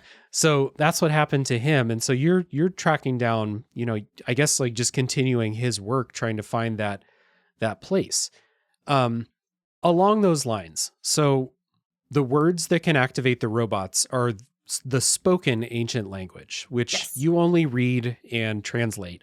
You never really hear it spoken, but you learn eventually the ancient language is very similar to the Elberethian patois. And so you connect some lineage between the ancient people and the language spoken on Elbereth. And there's little ways that you can find that like Elberethians just kind of like stumble into weird situations because their language sounds so similar to the ancient language, or in some cases might be the same words. Yeah. So the next question is, did you find the kid that was stranded on the market moon? I did in my first playthrough. Okay. I did not in my second. Where did you take him? Or did you take him anywhere? It was 2019. I definitely took him somewhere. Okay. Because I remember him being on board my ship. I feel like instinctively I would have taken him back to Elbereth, but I'm suddenly concerned that maybe I didn't do that. I don't remember where I took him. I tried to do something benign, whatever it was. Okay. Because he says he's from Elbereth, so I took him back there. Yeah. Why would I take him anywhere else? I'm going to take you back home, I think that's kid. what makes sense, right? Like, yeah, you can't leave him there. But along the lines of that, ancient language, you can take him to Mercy. Because again, someone says they want to go somewhere. You don't have to take them there. You can take them anywhere you want. Yeah. You can take him to Mercy. I don't know why you would, other than the fact that like you might notice, and I think it's probably commented on that there's no children on Mercy at all. Oh, yeah, you're right. None. So I didn't do this, but I read if you take the kid to Mercy, he asks you to visit him later. So you have to take him there, then you have to leave, and then you have to visit later in the game. And if you go back, you'll get a scene where the kid is happy to see you, and he wants to show you that the pigs have been talking to him. And he takes you and shows you, in my dreams, the pigs show me these writings, and he writes out ancient language in the mud, and they translate to like things that you can say at the gate on Elbereth. What? Yeah, exactly. What is the pigs? Yeah. So that's another mystery. That's one of the discussion questions the developer asked is, can pigs really talk? What that's do the why. Pigs know? Right. So is it pigs? Is someone like sending a vision to this kid somehow? Is this some weird technology? Who knows? Why are there no children on Mercy? Exactly. I don't know. Like, are they the pigs? What's happening? Yeah, that's bizarre. I don't think I ever went back to Mercy. I never did. I think I never went back for any reason. Right. I thought about it, not at all after I left. In my this didn't really happen in my first playthrough. In my second playthrough, I think because the little goddess statue that you find on the Emperor's hideout moon that you use to activate the weird head in the garden, I didn't find that on my first playthrough, and on my second playthrough I did. So on my first playthrough I never had any reason to go back to Mercy, but on my first playthrough I didn't have any reason. But on my second, because I had that with me and I had done something with it, Aliyah kept saying, "Oh, I should take this back to Mercy. I should take this back to Mercy," over and over. And I'm like, I'm not going to do that. I need that. Yeah. What if there's another statue I can activate? Yeah, exactly. That's nuts that you can take the kid there and like send him to the pig visions. So like you can kind of piece together that the reason that kid got stranded on that weird moon is he said something near that hopper gate in his own language. It was a complete mistake, and it just happened to react, and that happened to be the word to teleport to this. Yeah, this place. I did piece that bit together because like that's the whole thing about Elbereth. Is it so it's got this this is I was sort of talking about this in the first half, but there's the lower city and the slums, and then there's like this sort of upper city where everyone else lives. Mm-hmm. And in order to go from the bottom to the top, you stand in front of this hopper gate and you say a word. And what is it again? Cat kiss. Cat kiss, yeah. Yeah. And that's the word that takes you from bottom to top and back again. But it's a hopper that is presumably connected to other things. Mm-hmm. And it can presumably take you other places. And that's a pretty key component of a lot of the later half of the game. If you're playing a certain way, is figuring out what other words you can use at that hopper gate. Right. And it's really, that's fascinating that there's other ways to get different words there. Mm-hmm. Because I did not do that. And I did end up finding, like, that was how I got to sort of the end of the game, was by figuring out in other ways the word to use there. That's something that I like had theorized that I could probably do, but I never ended up like actually being able to do it. So I couldn't hopper to the ending.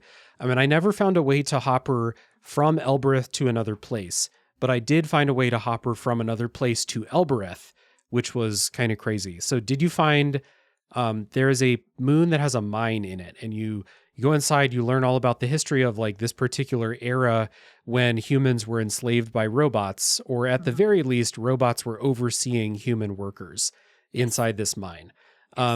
Did you go down into the poison gas part of the mine and find the god? Yep, me too. I did at every possible turn when Six was like, "Hey, Aliyah, that looks really dangerous. Maybe you shouldn't go down into the poison gas. Maybe you shouldn't go down onto the moon with no air. Maybe you shouldn't walk across that broken bridge." Yep. Every time I did it. Every time. It'll be fine. And like, one of the things, like, in order to find that thing that activates and like gives you that glowing robot face, you have to jump over a crumbling bridge and almost like kill yourself in the process. So it's like, it has been shown to me that those things are worth doing. And so I was like, fuck it, I'm going down in the poison gas. I'll climb out when it starts to be too much. And the ladder breaks and you can't climb out. So you're stuck down there, and in one of the tunnels you can find a statue, and you talk to a god, or what they call a god. And at the very last minute, as she's dying, it hoppers you back to Elbereth. Without Six, though. So I like woke up on Elbereth, and Aliyah's like, "Oh man, this is bad. My ship is gone. I don't, this is bad." Six shows up eventually because... Yes. Yeah. Because which is good. Six just does that. Mm-hmm. But that was a crazy thing. Just finding that. So like you learn a little bit about like these 7 gods. The 7th god is supposedly the one that's going to drain the nebula of all of its light and energy and stuff. But like the other gods, you don't know. Like, are they real? Do gods have power in this game? And it's what they it's call not even gods. really clear what the gods actually are either. Like, are they actually deities, or are they like an interpretation of something else? I was under the impression that they are the AI from the ship that you find at the end. I think that's where I landed too. And there's like this whole thing. A lot of this you get out of the book too, which we haven't talked about yet. But like, especially the stuff about, because there's like 6 of them, but then there's like this whole conversation about the 7th, which again, it's very.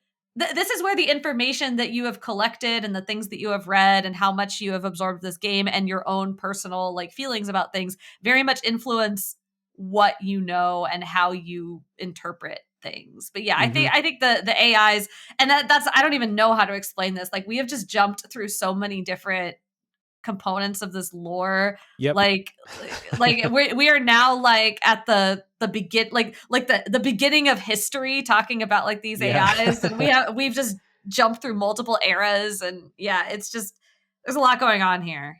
it took me a lot of like digging and reading through forums and stuff to like get whatever level of understanding I have about the history of the world. Because what I should have done is I should have booted up the game before going into New Game Plus. I should have booted up the game and like just read through my timeline one more time just to get everything, have some sort of understanding. I got it from the internet, as I usually do. So that worked out. A couple other big like weird ways that playthroughs can wildly diverge. When you went to Renba's crash site, did you find anybody there? No, and you put this in the notes, and I feel like I was very thorough at Renba's crash site because Me too. I like that, especially on I didn't do it on my first playthrough because I don't think I was that thorough on my first playthrough because I didn't realize there was that much going on in this game. But my second playthrough, I was still early in the game.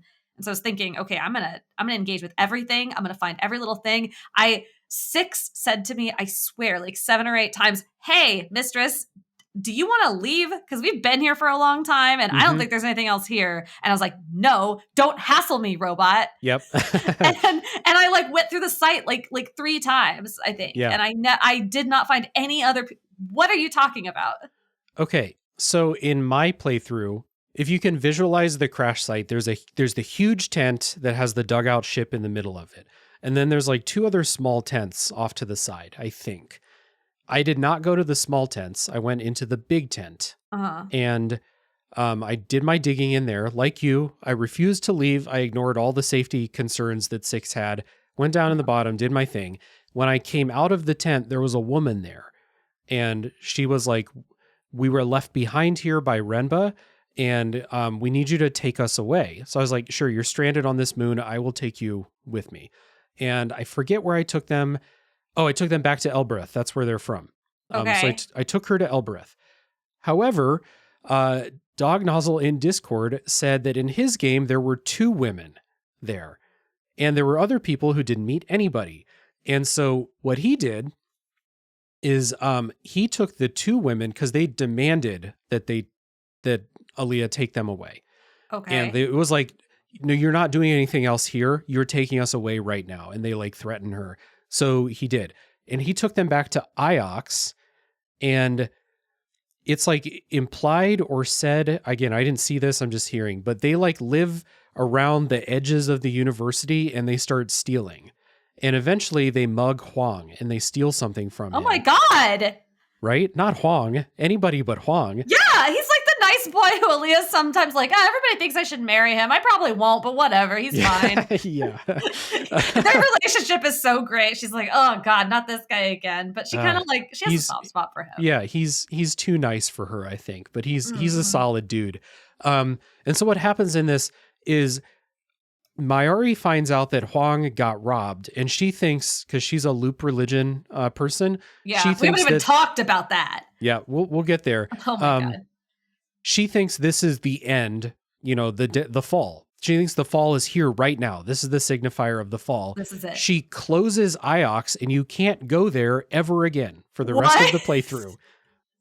Freaking Doomsday Cult decided to kick me out of the university that I work in. Oh my God. And so like another person in Discord had wrote something like, "I find it really weird that like you can't go back to Iox. Like I really want to go back. I want to show things to Huang." And some of us were like, "What? Like I've been back to Iox so many times. I basically go back there after every place I go to trade stuff with Huang." And apparently this is it. Because Mayari gets scared and she's like, "No one's coming here ever again. Not even my like adopted daughter. No, nobody." Wow. And so that's nuts. it. Yeah, it's crazy. Lock yourself But out like of Iox. in my playthrough, I thought it was crazy that there was a person at the crash site that Renba had just left there because he was in such a hurry to leave. Oh my gosh. Just to be clear, the crash site where Renba crashed. No, sorry, sorry, not the crash site, the dig site. That's my fault. Oh, yeah, the dig site. The one where you find a ship buried in the ground that's like half uncovered. Okay. Yeah, that's my bad. Yeah, I did run into one woman there. I was like starting to think like, okay, hold on, this sounds familiar, but so maybe you run into one woman there. I think, yeah. But apparently I just there's took a her back second. to Elbereth. Yeah. Apparently there's a second. Sorry, no, the crash site, that place is abandoned. Yeah. Okay, there better not be any people there. Yeah. Okay, let's see. Do you have any, like, did you do this things that are, like, jumping out that I didn't write down, by the way? No, maybe. The one that you wrote down that I'm really keen to talk about is the library. Okay, Like, so you went to the library. I went to the library, and it's funny because the first time through, this scene was like so tense for me because I was really worried I was going to screw something up. But the second time around, I knew and I felt confident. So there's this moon that has like no oxygen. Yeah. And Aliyah wants to go down because there's this burned out library in there. And she goes down there and she has like, you know, like her little thing on so she can breathe for like a little bit. And she goes down and she's like, you can poke around, but as you're going, like you have a limited amount of time you can be down there. And she's got her sheer lung thing going on. So it's even worse.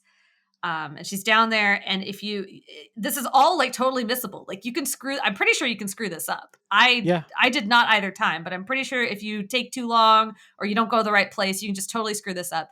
But if you go like down and around, and do it quickly enough, you can find this like book. But like, as you're like exploring and as you're like trying to get at it, cause it's like in sort of this hard to get at place, you're like running out of time and running out of air. And you end up like, you could like nearly die. Yeah. You could just like die on this like airless moon. But if you manage to like get this book and bring it back up. One other thing, the book is chained up. So like to add on to like that stress of the situation. I was trying to remember. It's like, what was the issue with it? Yeah. It's so you have to like to get it off and like get it out with you. As far as I remember, you have to, at least I did, you have to like break the platform that it's on and like fall a story, and like the impact of that will get the book free. Yeah. And so like to add on to all of the like the lack of breath and like time's running out, this thing is chained up. It's like, it's almost like a scene in a horror movie or something, like the stress of it. It is. It's so tense. And it's a really great moment because you're constantly wondering like, wait, can I actually die in this game? Is that something that can really happen? The poison gas is another one of those where you're like, wait, is this a game where I can die? I'm not sure. I actually don't know if I don't know if you can. I don't know either. I never really found out. I mean, maybe there's fail safes. But anyway, you get this book, you bring it back up, and it is this like just translations. It is a book in like as much of a sense as it can be in this video game, where it is just page upon page upon page upon page about things you can translate. And you don't have to do any of it. You can just leave in the ship and be like, cool, I found a book. But if you're like me and you're doing this on stream in front of an audience and you really want to entertain them, you can just sit there for hours. I think I sat there for an hour and a half on stream, just going page by page. And at that point, by the time I got there in the game on that stream, I had a decent amount of words, but this book has a lot of words that you have not seen before. Like it is it's like advanced knowledge. And so you're skipping a lot, you're jumping around, you're maybe going back after you've done a couple pages because now you understand something you didn't before. And you could just, it's a lot. I don't remember exactly how many pages there were because I was running out of time on this playthrough. So I went and got the book, but then I didn't do anything with it. Because I didn't have time. But like it was entrancing to me, this whole thing. This was like some of the most compelled I've ever been in a video game was this book. You find it, you take it back to the ship. I have my notebook here that is just like, I don't know if you can see it, like line by line by line, me writing down what I think the translations are, because I want to come back to this and read them all in order. And so the cool thing about the book is if you've been following the story, you start to know that like there was a civilization before the Empire. And that's what this book is about. It's about them before the Empire. And so like my translations are obviously not correct, like 100%. But since I've been engaging with the translations, I get to this book and I have an idea of what's going on. And the book kind of talks about the age of settlement when like these first people are sailing around trying to find homes, sailing the nebula, and then eventually going into the age of sail. They kind of run together, those first two time periods. Like they settled the nebula. They built this hopper system that's like barely functioning now, but only because nobody knows the words to use it. Like it still works, but Mhm. it's not a thing that people use, only by accident, like that kid, unfortunately. Yeah. And so like you get this, and it just, the book kind of talks about like, like there's a couple of lines where it's like, we wait until our hearts are content. We sail the rivers of the broken heart. And it's like, these are just like, they're waiting for something. Okay, what are they waiting for? That was the next big question that kind of led me into the ending, because by the time I got to the end, partly because I spent so much time on this book, I kind of knew like the question I was looking for. And then like there's the big surprise at the end, of course, but yeah, this is like the coolest shit. And like you, a solid hour at Oh least yeah. of just sitting here with my notebook writing these things down. It's so cool. Yeah. And it is absolutely meaningless to you if you are not like into this sort of linguistic stuff. But if you're sort of the languagey puzzle nerd Yeah. type, it very much like represents at that point in the game sort of the next layer of it, right? Because there is a sort of sense of the lore that you can get, I think, without this book. But I do think this book adds another layer on top of it that you don't have without it. Like Yeah. the the whole notion of there being like a seventh, I guess, deity or whatever the Mm-hmm. heck. And a lot of that history of how this world actually came to be in the first place, where these people even came from. You get some of that through other avenues, but a lot of it really coalesces in this book. But Mm-hmm. it's written like a mythology and like a mythological history. It's really, really cool. It's super cool. You gave me an idea, something I didn't write down in the notes that I should have. What were some of your big like language discoveries? Some of your big aha moments with the translations? I mean, the very first one is that water one, because like when you first look at the language on the brooch, you're kind of like, oh, how am I Yeah. how am I going to do this? Yeah, This makes exactly. no sense. But that's the first moment of like pictographical language understanding, and from there you can sort of pick up. Okay, there's like a little guy that looks like a people. This thing that looks like a little shrub growing out of the ground. That's probably like plants or something. And you can pick up those things. I think the second one is understanding. So whenever you're translating, it'll after you've gotten a few words, it'll start to show you some of the other words that you've translated correctly or unknowingly Mm-hmm. above that have some similar characters in them. And sometimes you can look at it and be like, all right, this is the word for goddess, and it has a lot of the same symbols as this one. And one of the options is like law. So if we're thinking that laws are the will of the gods, then maybe this is the word law or something like that. Yeah. But sometimes you look at them and you're like, they only have one symbol in common. And there's like just like a little one up front. And you're like, why would these two words be similar? And eventually you put it together that it's like parts of speech. And so Mm-hmm. there's like a little symbol that denotes a verb. There's a symbol that denotes there's different symbols for different kinds of nouns. There's symbols for plurals. There's symbols that are like there's a little X for when things are negatives. Mm-hmm. And depending on where the X is positioned, you can figure out what it is that's being negated.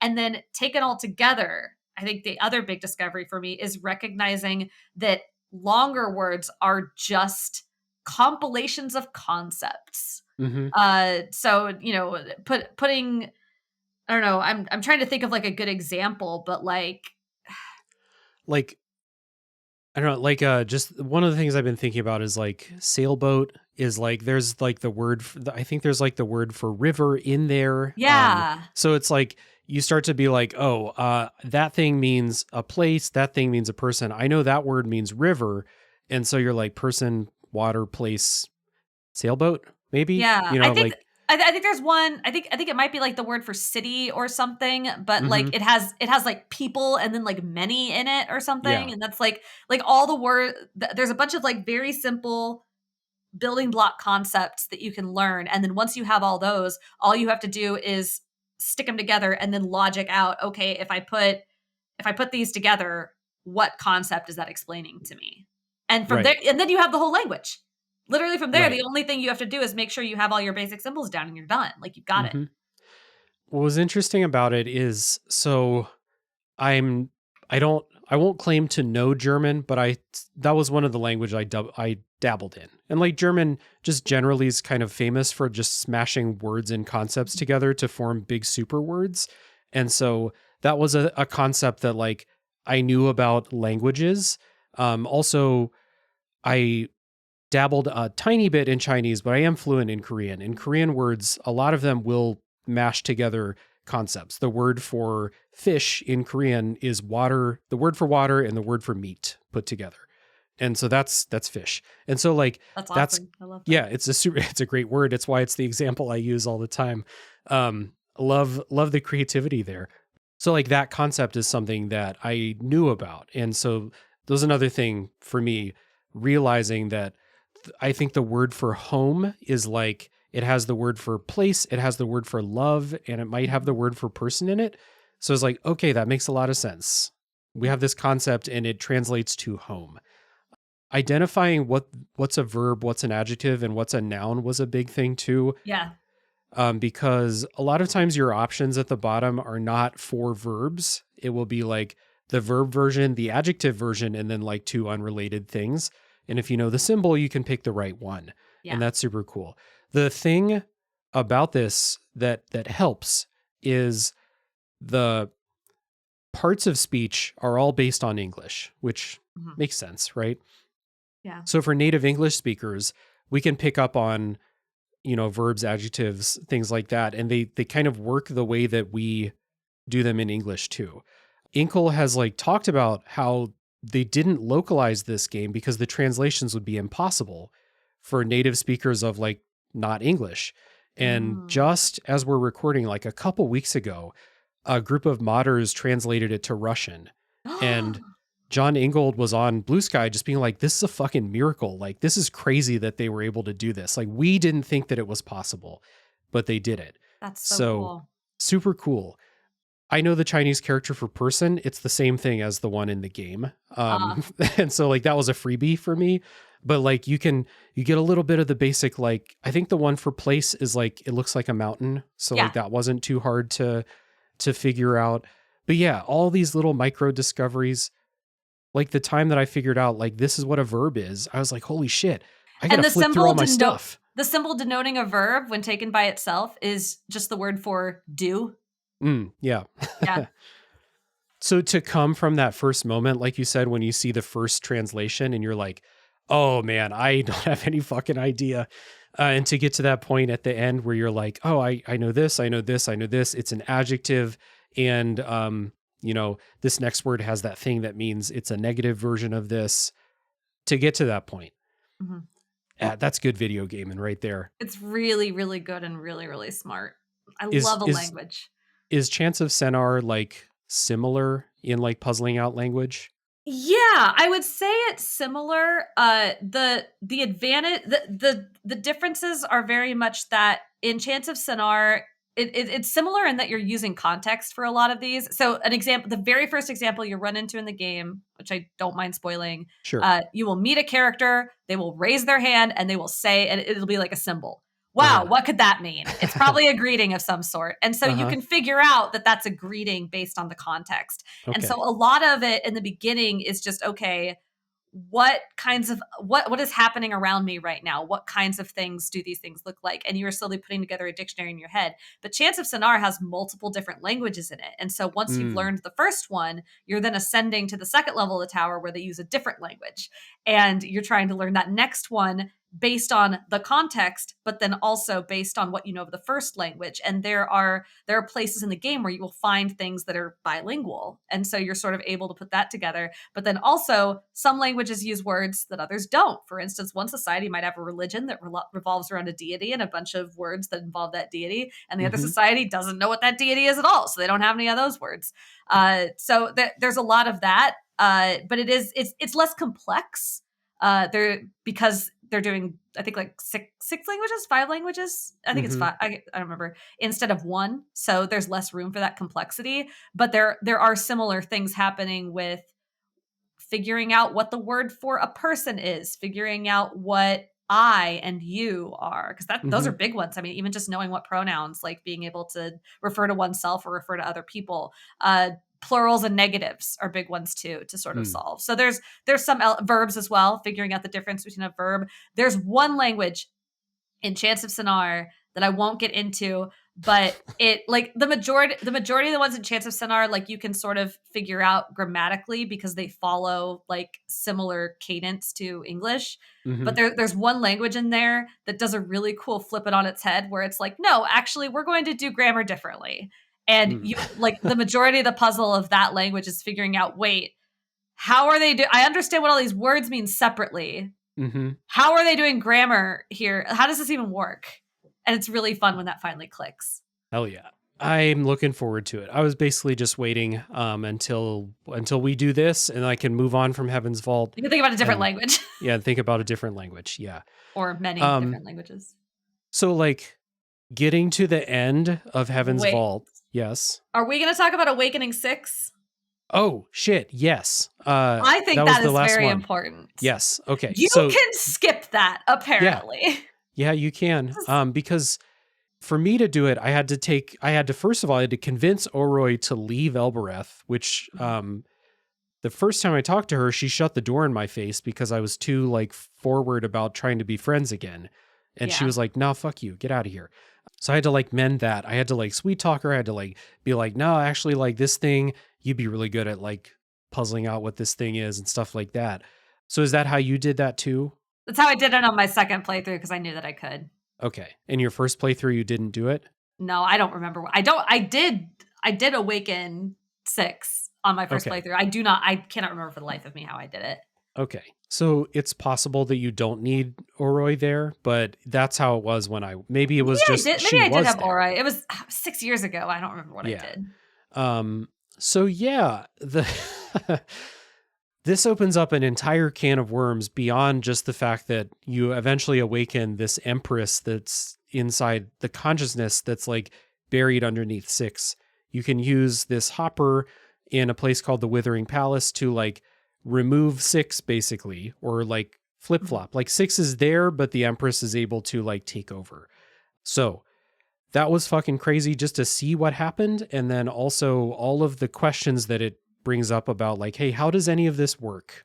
Yeah, because you essentially you find out that the robots, and then also like we talked earlier about that sort of like robot head, floating head that appears in the garden as well. Like these are all sort of debatable depending on your understanding of the game and what information you have, but they are all essentially like the preserved consciousnesses of these people who lived long ago, generally royalty and nobility, because obviously they wouldn't let the poor people do that.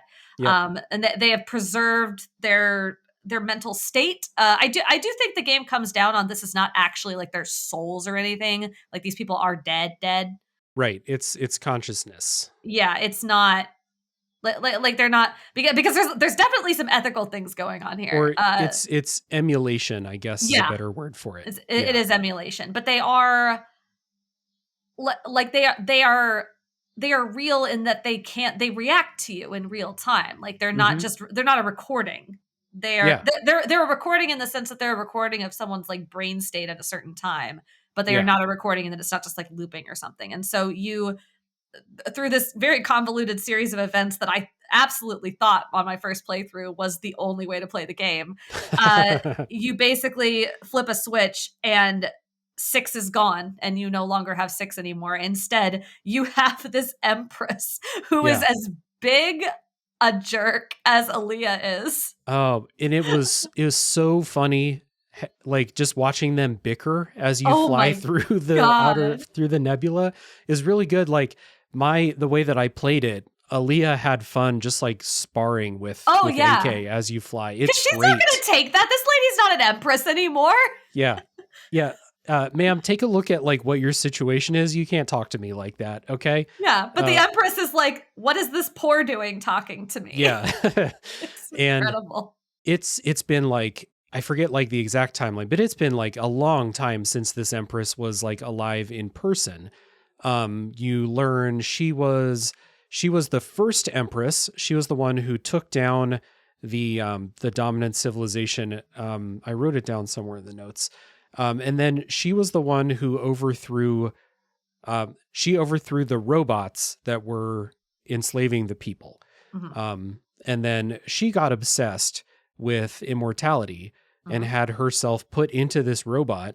And then she was betrayed. So like the creepy thing about the Withering Palace, did you go below the place and try to like go down deep into it? No. Okay. So I was in beelining it at this point. Okay, so in that place where that hopper is that awakens the Empress, there's a stairway on the side, and you can go down below that. And there's like these staircases leading down into the darkness, and you can try to go down there. And Aliyah gets too scared because she hears things moving down there, and Ugh. the game won't let you go down there. And those are robots that are down there moving with other people in them, supposedly still just moving around down there, robots that were not like buried in the walls like Six was. And like NK, I think, was part of this, I think, because she got betrayed in robot form and buried in the walls somewhere, or like sent down here, and Renba found the robot. Yeah. And so that's how Renba came across Six, is he uncovered it. Yeah. But Six was Six at that point. Like, Right. she is In part of robot that. form. I believe is part of that betrayal. Like, she had her memory basically wiped. Like covered up. Yeah. Yeah. And so, yeah, like this is just this crazy fucking thing. So the next question is, did you take the Empress back to Mayari? No, I didn't go back Okay. to Mayari after a Okay. certain point. I was like, at that point, I'm like, I don't even know how to explain this to you. Yeah. I don't think I did it on either playthrough. Okay. I tried. She NK goes back into Six form because she doesn't want to blow her cover. Oh. I thought there would be a big blow up if Mayari saw this, because there's two theories that I've seen about like Mayari's loop belief. Mhm. One of them is that Mayari thinks that she is a reborn empress, and that's why she kind of carries herself this way and thinks that she's so important. Oh, interesting. I didn't get that dialogue because I didn't talk to her very often, but Yeah. apparently some people say that. I know she thinks that Aliyah, or somebody thinks that Aliyah is like a reborn, what's the Marwai? Is that the name of it? Like the Yeah, adventurer from, like, I don't know if they think that or if it's just implied, but like right. there's this legend of like this adventurer who's like Mhm, who sails, because mhm, sailing is like sort of an unusual thing to do in this world. Like, not everybody does this. right. And it's actually frowned upon at IOX, I think. Like, it's weird that Aliyah has a boat there. Yeah, But I think it's Marwai is the name. That there's sort of an implication that she's like Marwai reincarnated. right. I had also seen a theory that Mayari thinks that I forgot the name. Aliyah is her reincarnated daughter who died. Oh, Another thing that interesting. like could I don't know which is correct. These are just two theories that I'd heard. Oh, okay. Both are equally, Mayari's all about the loop, so Yeah, it makes sense I to guess that me. makes sense. I did know that her, because like, yeah, okay, that tracks, because like I did know that her daughter died, and like that's like one of the reasons why she took in Aaliyah. So Right. yeah, I could, okay. So yeah, like I don't know that actually having NK as your companion changes a whole lot about your playthrough after that. You just have a different companion. And because NK was there for a lot of like history, you can actually just straight up ask questions, Mhm. and she remembers stuff. And so like I think I would prefer it this way, to have NK with me, but like you don't have to. Yeah, and also in both, I'm realizing now going back through this that I actually played it very similarly both times. It wasn't really on purpose. I mean, I Mhm. did do some things slightly differently, but I think I just accidentally did a lot of the same things both times. But I did go pretty much straight from the whole Withering Palace situation to the end of the game. I don't remember how, because I know exactly how I got there, but I don't remember how I got the word to go through the cat kiss gate. Like, I'm pretty sure Aaliyah at some point just, she makes a, because I know she makes a comment. She's like, do you want me to just tell you like what it, I don't Yeah. remember what, I don't know what I don't remember what triggers this comment, but she Mhm. makes a comment that she's like, "Oh, the people at Elbereth, like, they swear by the goddess all the time." And the goddess is Okay. the water goddess. The goddess's name is Kibenya or something. Okay. And it's the goddess statue you keep seeing everywhere. And so at a certain point, like, it having this like line of dialogue and this realization come to her, I don't remember what triggers it. You're able at that point to go to the cat kiss gate and stand in front of it and say Kibenya, and that takes you to this like gorgeous lush like planet situation. or moon, whatever it is. And then it's from there, and from there it's just like a straight line to the end. But I Okay. sort of accidentally the first time, and then a little more on purpose the second time because I was trying to finish the game. I had NK at that point, and I was like, okay, well, at this point, I understand what I need to understand. So I'm Okay. gonna go. But I also didn't know that Kibenya was going to take me to the end of the game. I was just like, oh, I think I can try this now, and I Yeah. went, and then that was it. That's the attitude you take, right? You're always like, well, I don't know what's going to happen, but fuck it. We ball. Let's go. Let's try it Yeah, out. it's just a dangerous thing to do. It could take you to the end of the game on accident. Yes. So that took you to the forest moon, the one where Yeah, you like uncover the water hopper and stuff. yeah, Okay. and then from there straight through. Okay. So I just found that moon just from finding a bunch of stuff from it and Really? just like puzzled out where it is. Okay. I mean, but it makes sense that there'd be multiple paths to get there because, Yeah, for sure. Because I never found a way, like I said, to like go from Elbereth to somewhere else via the hopper. Yeah. So I should also say, in case anyone's like curious about like the connection, this is where Renba got the idea to go to the observatory is from NK. NK gave him the idea. Mhm. So that's it. She's on a mission too. Like I like how she kind of like wakes up from this thing and she's like, oh God, thankfully I'm free. Now we got business. Let's go. Yeah. And Aliyah's like, hold up, I got business too. You're a robot. You're coming with me. So It goes from the subservient robot who's like programmed to do whatever Aliyah asks because he's programmed to do whatever Miari yeah, asks and she says go with her, right. to this relationship of convenience. Like the robot can't do anything without Aliyah in her ship, and Aliyah really kind of needs this thing around to one, to keep her from dying, but two, because she's now a treasure trove of knowledge. Right. And she can't kill another robot now. Right. And I think that if I remember right, NK also wants to like stop the growing darkness. So like Yes, they do have have the same goal. Yeah. Yeah. Because NK like has a slightly better idea of Of what it what is. that is. Right.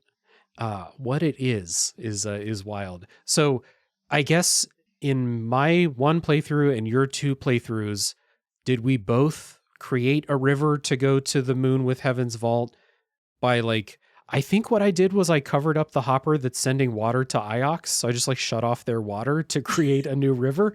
I think that's what happened, but like, Yeah, is that I think that's what how happened. you got there? That's what I did too. I think there's other ways. I think you can hopper there, but I'm not sure. Yeah. So I would be very surprised if you couldn't find a word that would take you straight from Elbereth to Heaven's Vault. I'm pretty sure you can. Okay. Yeah. I was hunting. I was really trying to find it. I thought that would be a cool way I thought that would be how I got there. And then I eventually like found this forest moon and was like, I did all this stuff with these hoppers. I flooded the place. And then eventually you do the thing and Six is like, oh, there's a new river forming. And I'm like, all right, that's where we're going. I don't think I realized it cut off Iox. Whoopsie dipsy. I think so. I might be wrong about that, but I think so. I think they commented like, this is the one that's sending water to Iox. So Whoopsies. Everyone just like, yeah, don't turn on your sprinklers for a couple days. It'll be fine. Don't worry about it. That's fine. Yeah. So Heaven's Vault. Wait, I'm sorry. I keep stopping us real quick. Yeah. We should just explain what the loop is. Okay. We never did. Yeah, it's here. Okay, so the loop religion, we've talked about like Mayari believes in this. A lot of people believe in this. It is a religion that basically believes that time is a flat circle and everything repeats. Everything that's ever happened will happen again. Everything that's happening now has happened before. It will continue to happen in circles. There's no way to escape it. Yeah. And it's cool to me because this like directly clashes with you as Aliyah, as a historian, because there's so many people who are just like, history. Why would you bother studying history? Everything's just going to happen the way it's always happened. Who cares? Yeah. You're like her friends give her crap about it. Like you can go to like Timur's bar and he's like, why are you doing this? What is the joke he makes? He makes like some crack about it or whatever. Oh, he says she's a cleaner. She's cleaning up the nebula because she's just like picking up garbage basically is what he says. Yeah, I thought this is cool. Like if they want to build out a religion for the world, it's cool to have one that like, to me seems odd, but like Aliyah also thinks it's odd. She doesn't believe. She's one of the few people who doesn't believe in it.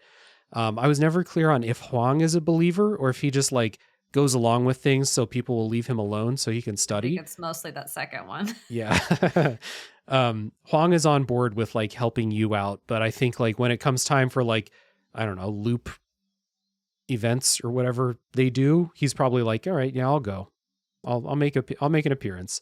Yeah. What about the loop did you want to talk about specifically? I just thought it was important context to establish because it factors so heavily in the ending and how you interpret the ending. But we've mentioned it several times and hadn't clarified, so I figured it was just worth mentioning. But yeah, so it's a religion. We don't know. There are several different like sort of mythologies that are mentioned at different times in Heaven's Vault, and I maybe there is a clear answer if you have all the lore in front of you. But my impression of the game is that there really isn't a clear cut answer as to what is the loop real or not. Are there gods and goddesses? Who made the world? We don't know really. Right. But we can come up with our own theories. Right. So I guess one thing that's interesting is, and I would like to get your take. I was never clear on like how long do they think the loop is, because you find like very, very old stuff that if they think this is a loop of, well, I guess like Mayari believes the fall is coming. So she thinks it's possible that the fall could be coming this soon. It's like a couple 100 years or something like that, I think. I don't have the timeline in front of me, so I can't remember how many years are actually in between all these things. But it's not like thousands of years since the fall of the empire, I don't think. No, but you're correct. Like she thinks that she's looking for information. She talks to Aliyah about it. She's like, hey, because when you're talking about the growing darkness, she thinks that the darkness is the next fall of the empire, and she sees Iox as the empire, I guess correctly, and therefore, and so she wants Aliyah to. This is after she's reported Renba's death and everything. She wants Aliyah to examine what Renba was studying, which is okay. What caused the fall of the empire? But it's interesting because it's not really clear why she wants that to happen, because she believes in the loop, and if she believes in the loop, then she couldn't prevent it even if she knew. Like it wouldn't matter. That bit confused me as to why she even wanted to bother. Maybe just so she could identify, the next one's coming. I guess, I don't know. Is it better to know? I don't know. Is it better to know that the end is coming or just have it happen? I don't know. Yeah, I'm not sure. Like, I mean, she kind of does a similar thing too in the thing you were describing, right? Like if those two women end up there and she thinks that's the start of the fall, she shuts off Iox, I guess, to protect herself. Yeah. So she's doing a doomsday bunker thing that the billionaires are going to do when the sea levels get too high. So the fall is inevitable. May as well protect me and mine. Yeah, exactly. This is her attitude. There was another thing about the loop that sprung to mind. Oh, the other thing is at Renba's funeral, they have an interesting conversation about like the loop, because like the funeral is it's a funeral. It's not a celebration time, it's a celebration, but critically. It's almost like they're like, it's fine. He'll come back around. It'll be cool. It's not that might be part of the reason why Aliyah is like, I don't know, like about this whole thing. Like she's at the funeral because she has to be. She didn't like know Renba. But also, she's like, everyone's just like, he's going to come back soon. And if I don't believe that, then like, you people are nuts. Like, yeah. She talks about it a little bit if you talk to the mom, Renba's mom, because Renba's mom is from Elbereth as well. Yeah. And so like the mom is devastated because her son just died. Right. And all these other people are getting up and saying, oh, Renba was great. He'll come back. Yay. And the mom is just like weeping. And depending on, you don't have to go talk to her, but you can go talk to her and be like, hey, I'm really sorry about them. They think the loop is real. I don't know what their problem is. I know how hard this is for you. I'm really sorry. I'm also from Elbereth. And you just kind of get like a little moment of understanding there in contrast. But it is sort of interesting that it's like your beliefs are sort of dependent on where you are and where you're from. Like the Ioxian Empire is very heavy into the loop, and other places not so much. Right.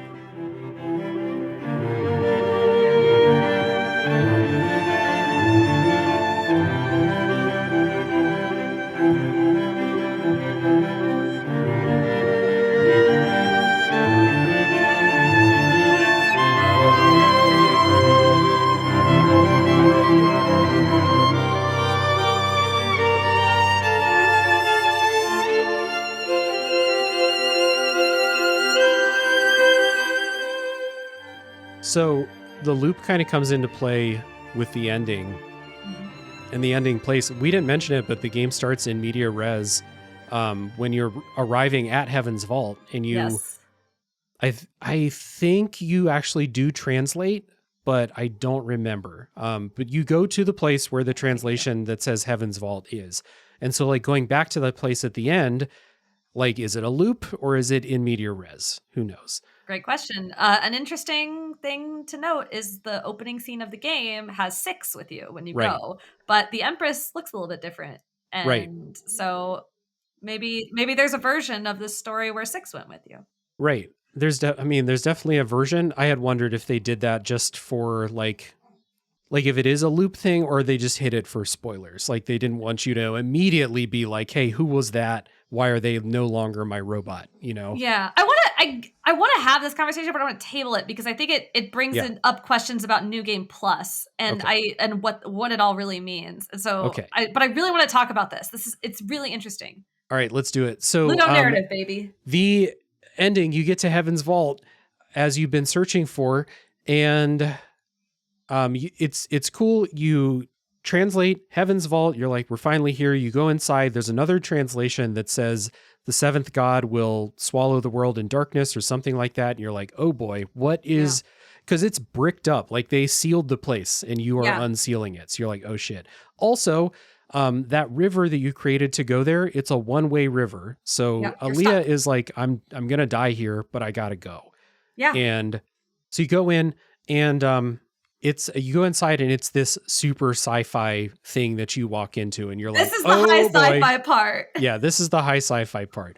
But it's like one of the things I was going to say in the non-spoiler section, but I didn't, is like sometimes there are stories where it's like a cycle of high tech, very low tech, high tech building back up. And we're clearly in something like that.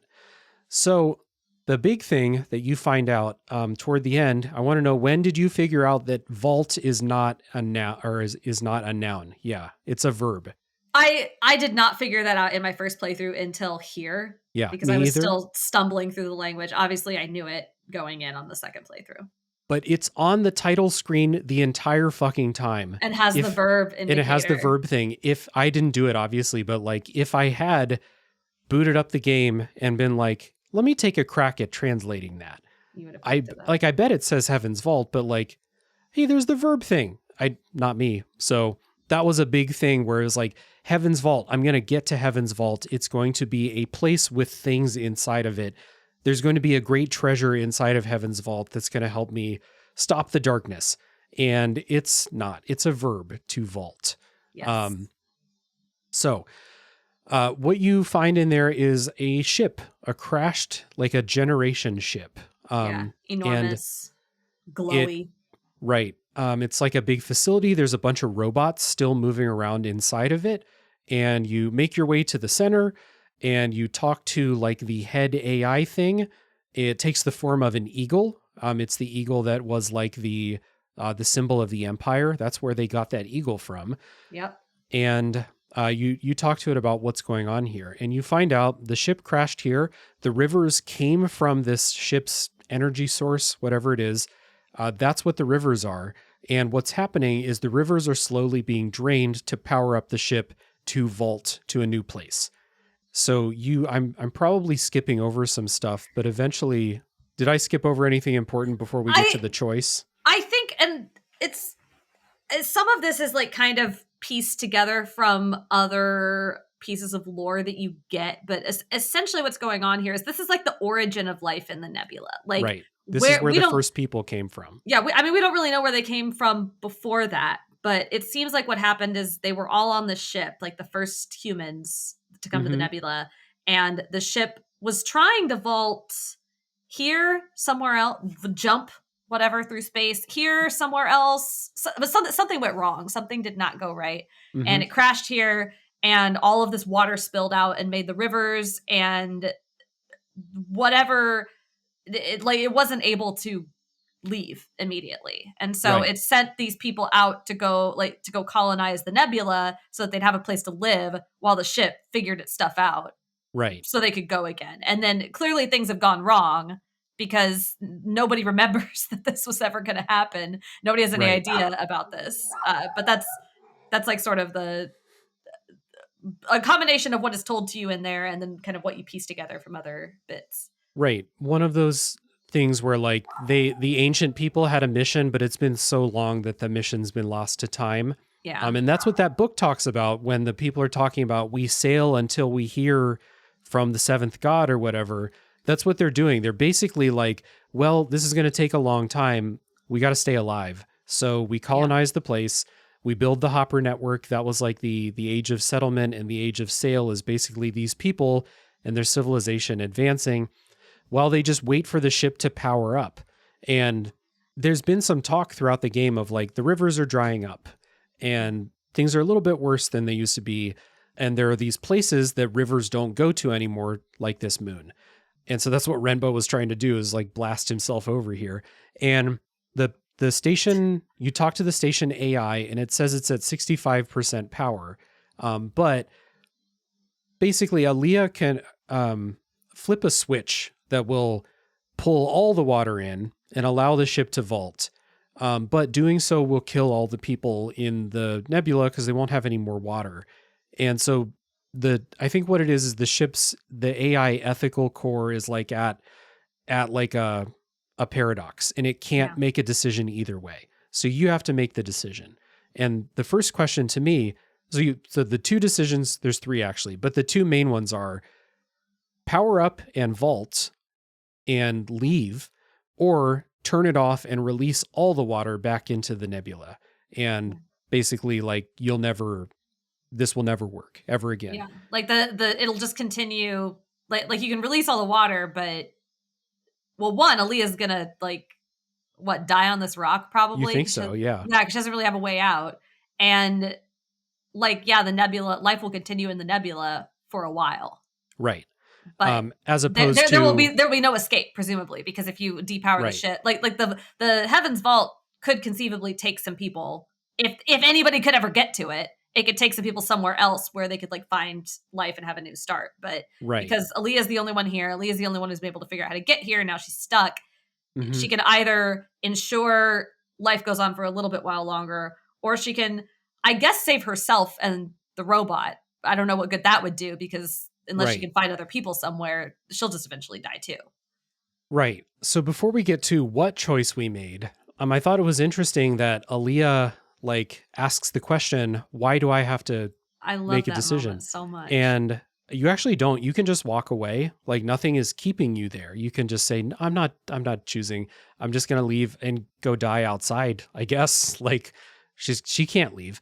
So she says why do I have to do this? And the computer just says you have to choose because you're the one that's here, basically. And sometimes it is like that. She's not qualified to make this decision, but someone has to, and she's the only one who can. So she's the decision maker. The first time I played, I found that to be a really cool conversation and really, really meaningful. But the second time I actually it got me a little teary, actually, because I not to get weird and personal, but I've had a lot of instances in my life the last couple of years that have been very why am I in charge of this? Yeah, exactly. Why am I the one who has to make this really difficult, frankly, decision that does not seem to have any good outcomes for anybody, but it has to be made. And the answer in life a lot of times, sometimes you're the one that's here. That's just it. There, Aliyah is not some sort of hero. She's not inherently more qualified than anyone else. It's just someone's got to make the decision, and you got to do it. That's just it. And there's a lot of I don't know. There's a lot of feelings associated with that. And I really, I don't know. I had actually weirdly forgotten about that exchange going in for the second time. So it caught me off guard. And I was really glad it was there. Mm-hmm. It was definitely noteworthy. Just because just asking the question gets me to then ask hey, yeah, actually I'm not qualified to do this. This is above my pay grade, this kind of decision. So, but yeah, you're the one who's here. There's no one else. So sometimes someone has to do it, or you just abandon the responsibility of the choice and just walk away. But in this case, that's not really an option. I mean, it is an option, but it's not a good option. Aliyah's just going to go die in the sun, or like the lack of air is going to kill her when she goes outside or something like that. Yeah. So functionally, you do have to make a choice. So Yeah. I think I could gather that you chose to shut it down. Yeah, I did. I'm pretty sure the first time I played, I walked away because I think the first time I played, I also didn't I think I believed that if I walked away, I could like puzzle out. Like the game had been so open-ended up to that point. I thought, Yeah, okay, true. maybe I can like find some way out of here. I think I was thinking maybe I can like, maybe I can like hop her out of here somehow. I don't know. I don't know where I'd go, but I think I thought there would be more to it. Mm-hmm. And the answer is it's really kind of like inconclusive what happens from Mm-hmm. there.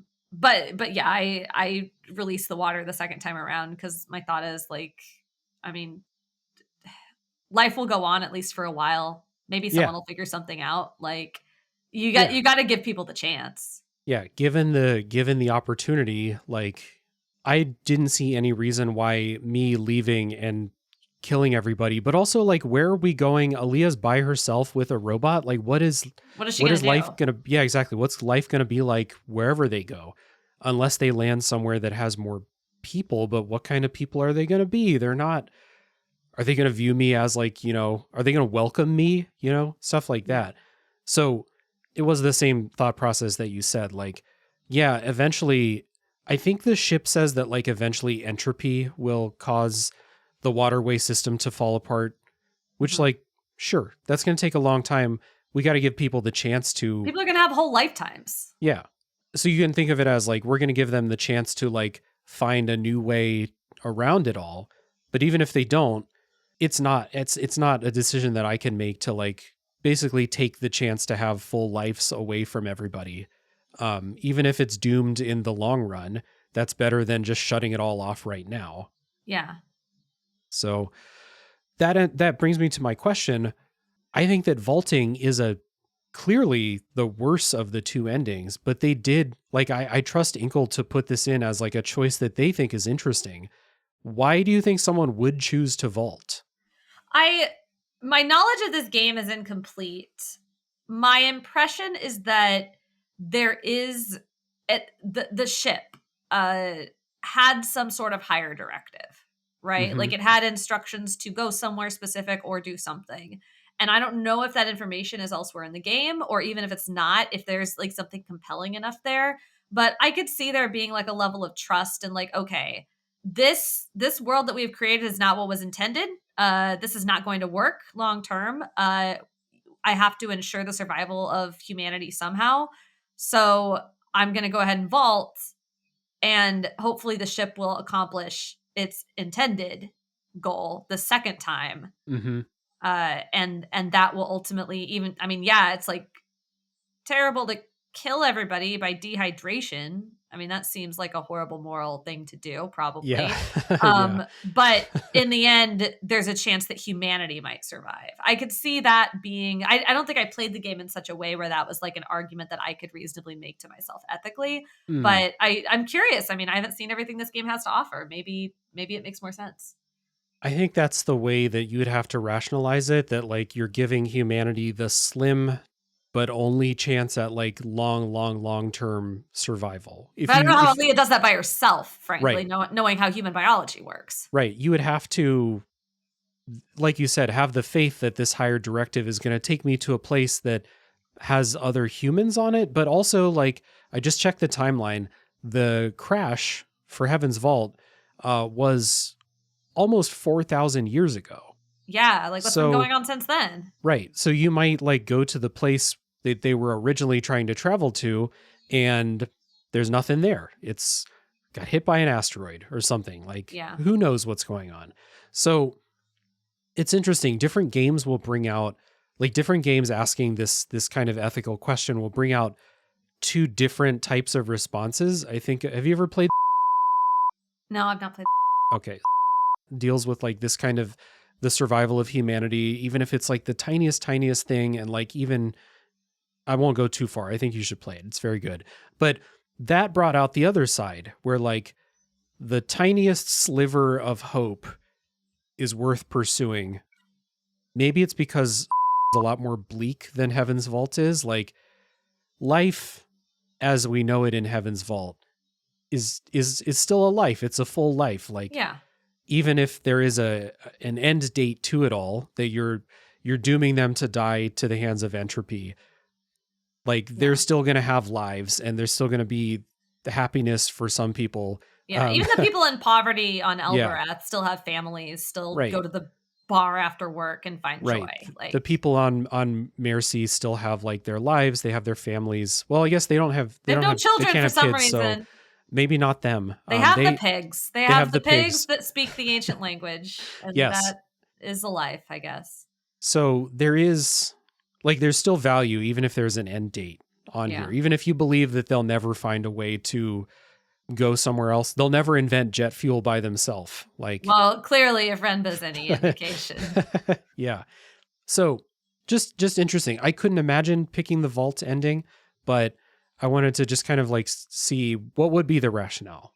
Yeah. I don't know. I really, this is a game that I wish I could just because it's an indie, there's not like a repository of all the information in this game online. Like there's a wiki, but it's not like comprehensive in the way you'd want it to be. Mm-hmm. And this is a game where I wish I could. I'm envious. I might like poke my head into your Discord and look at this timeline and stuff, because I'm envious of a repository of knowledge that has like everything people have puzzled out. Oh yeah. And I want to know like what other choices, what other information could I apply to this that would make these things make sense, or would maybe like clarify if there was a good option here, because none of these options are great. Right. Some are better than others. The timeline thing is just a thing I found on a Steam forum. It looks like just 3 people. Oh wow. Playing the game over and over again, just writing the timeline stuff in this spreadsheet. Wow. Okay. But yeah, I'll look at that. We did have a lot of people like sharing the different ways that the playthroughs diverged and interpretations about the ending and stuff in our Discord, but we didn't have a timeline project like these 3 people did that I found. My hat goes off to them. It's kind of insane how much stuff is on here. Yeah. But yeah, the ending. Have you watched the vault ending, by the way? No. Okay. It's a little anticlimactic. It just shows like the ship powering up, and then NK just says like, "Mistress, we're leaving. Mistress, we're going now." And then it goes to the credits. So you're just left to wonder, like, how does it work out? Yeah. Does the ship even take off? You don't even know that. You don't even know. Let's see. We covered the loop a little bit. Yeah, but I want to throw out there the new game plus. Yeah. Because so you can play New Game Plus, we've said, and you can play it with like the knowledge from before, and so you have more difficult translations.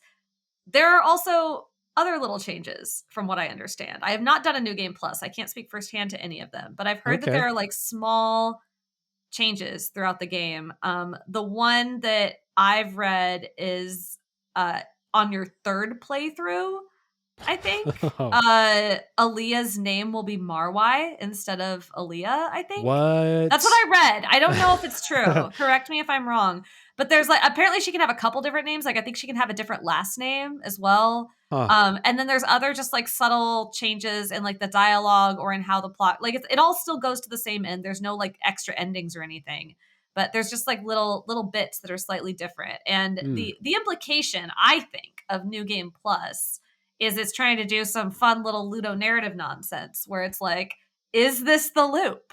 Right. Is it simply the loop? And I think that I love that the game ends really inconclusively on whether the loop is real or not, because I think New Game Plus, and I think like that intro cutscene potentially being slightly different and all these other things, I think that all speaks to the game sort of accepting that there could be a loop in which Aliyah just across millennia is just doing the same thing over and over. But I also think that in a way, there's the question of what the loop actually entails, because if the fall of the empire was a part of the loop, and then the fall is going to happen a second time, if that is true, that belief is true, then that means the loop has just been taking place in this nebula over and over again and doesn't involve anything outside of it. And so in a way, vaulting in the ship would break the loop, or it would mean that the loop never existed in the first place because you can get out of there. Or are we just going to, is she just going to vault into another loop? Well, yeah, is she just going to vault into another asteroid or whatever she crashed into the first time? And everything's just going to start all over. Like Mm-hmm. it's never clear. And I love the lack of clarity. And I love the ways in which it forces you to like sort of reckon with that question as to what you think is really going to happen to her and to this world. Yeah. I was looking for an answer and I never found it. And it might be because the answer doesn't exist, but I really wanted to know, how long do they think the loops are? Yeah. Because if you find, if they say the loop is 1,000 years, for example, and then you find a 2,000-year-old thing, does that disprove the loop, or does it mean it was 2 loops ago? Like, Yeah. trying to find answers to that. It seems to be a little bit of both. Like, I think even in the lore of the game, like the loop is a much larger thing where the cycles of history constantly repeat themselves, but also it's a Yeah. shorter term thing in the cycle of reincarnation. Like they believe Renba's going to come back. They seem to believe he's going to come back sometime soon. They don't think he's going to come back thousands of years from now necessarily. Well, I mean, he will also Right. then, Well, but like if Mayari thinks that Aliyah's her Aaliyah's her daughter. daughter reborn, that's not that long ago. So. Yeah. And so it seems there's like little loops in terms of people just keep coming back or like events keep coming back around. But then there's also the big ones of history, which I think is a much more complex belief system that's maybe worth examining, but we don't quite get to that point. Right. Well, it could also be like, there is some truth in the idea that history repeats itself, and you can believe in reincarnation, and you can believe in like the idea that historical things will kind of follow the same trends throughout time. And they don't have to mean that if you blow it up into a religion, that doesn't mean that the things at the core of it are wrong. It just means that like, maybe it's not as hard coded as you think it is, that the exact events are going to happen. Or if Mayari thinks that the fall of the empire is coming and she views Iox as the empire, but different from the old empire, like one of the reasons I wanted to bring NK back to Mayari was I thought it would make her confront the loop that like, you think you're the Empress Reborn. I have the Empress right here. We can maybe talk about this. Or maybe like if you think the fall of the empire is coming, then that wouldn't line up if I was able to actually bring the Empress to you. Yeah. In a way. But I think NK, I don't know. Would it create a paradox within the loop and she was not able to bring that up? It would be interesting that way. Yeah. There's a quote at the end that I just wanted to give, and just kind of like a general talk about, like, I think this game really cares about history and thinks history is super cool, but also like how history is told and who tells it and who interprets it is a big thing throughout the game. And there's a quote at the end after you make your choice. Aliyah says, "Stories don't have neat beginnings. The past is always present. The past is another story, and it's up to us to decide how to tell it." And it's interesting thinking about this in the ending that I did where you shut the thing down. Aliyah's going to go back because it creates a new river so she can go back home. Mm-hmm. She's going to go back and she's going to probably tell people about what she learned. And so we always hear the quote that history is told by the victors, but in this case, it's just history was told by the one person who saw it, who was there. And so now, whatever her filter is, all of this information is going through Aliyah's filter. And if she decides to tell people and if they believe it, that's going to be history as accepted, as it's told, is just what this one person saw, basically, which is a nice way to condense this big idea down, I think. Yeah. But I think it's a hopeful ending because like ultimately she can pass on that information and humanity can choose to do with it what they will. And like no one says there's literally no other way out. Like humanity can apply its knowledge and its Ioxian University and whatever else it has for the next 1 year, 5 years, 10 years, hundreds of years into figuring out a solution to the entropy problem and what will happen to this universe. And maybe Aliyah will just die a normal death in Iox or Elbereth or wherever she ends up. And maybe someday her descendants end up escaping on Heaven's Vault altogether. Like, we don't know, but she gets to offer them that choice and they get to choose whether to accept it or not. Right. Whether they accept it's interesting because you can imagine a scenario where she's like, I found all this crazy shit. She goes back to Iox and all the loop people are like, we don't want to hear it. You know, it clashes with what we believe. So I don't know, go tell Huang or something. Have you played Pentiment? Yes. Springing to mind, because the ending of Pentiment, not to spoil Pentiment for people, but the ending of Pentiment also very much reckons with the question of what narratives do we as a society tell ourselves are the truth? Why do we tell ourselves those narratives? And when confronted with reality versus whatever truths we thought we've been told our whole lives, like, do we choose to accept the reality of a situation, or do we choose to mythologize in a way that's more comfortable for us? Right. It literally, like, we would see a mural depicting a thing that happened in the past, and we would be like, oh, that's what happened. That's the truth. But that's kind of what Pentiment is about, is like someone painted that and they had motivations for painting it the way that they did. So what you see is not, quote, the capital T truth. It is an interpretation, and it's like the scope of what we know gets smaller and smaller and smaller through time. And it's already in that, like, that super funnel in Heaven's Vault, because it's literally one person who knows the truth now. It's not, there's not going to be differing interpretations of many people who were there to see it. It's just what Aliyah might choose not to tell people what she found. We don't know. I mean, it seems to go against her character because she cares about it, but yeah, she doesn't have to. Yeah.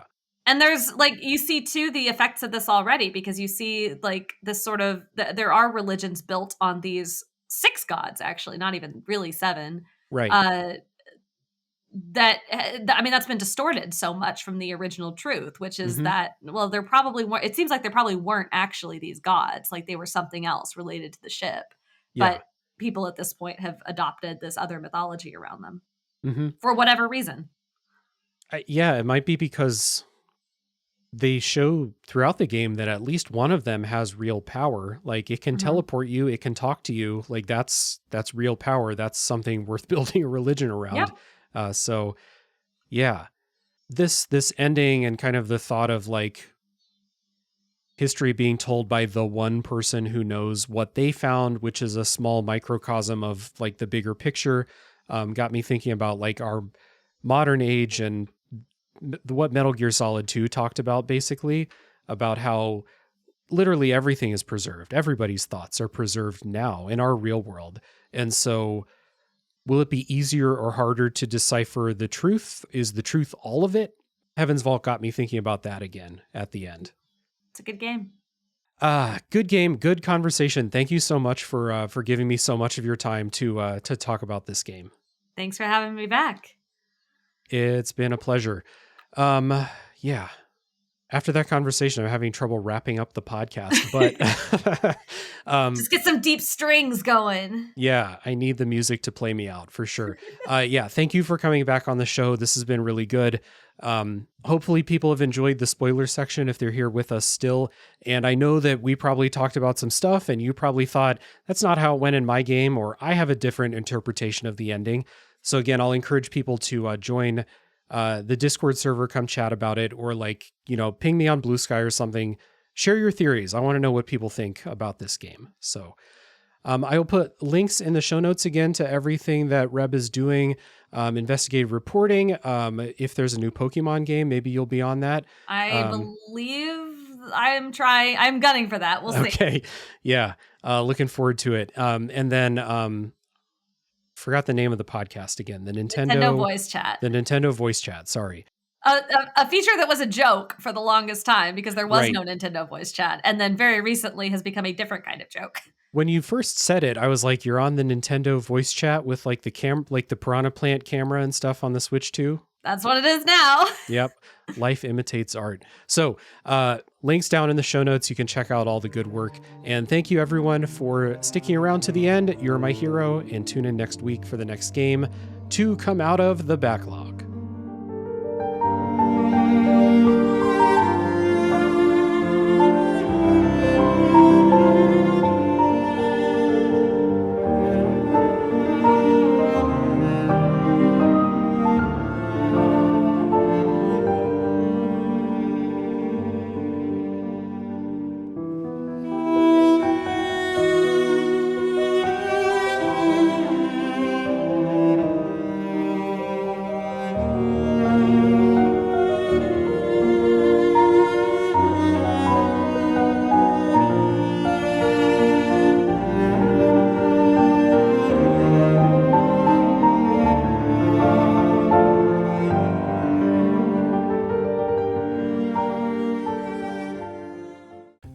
have a gaming subscription service like Xbox Game Pass or a crazy backlog and don't know what to play next?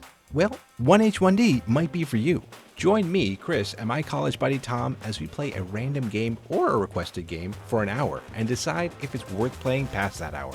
We go over the good, the bad, and maybe some little tidbits about the development you might not have known.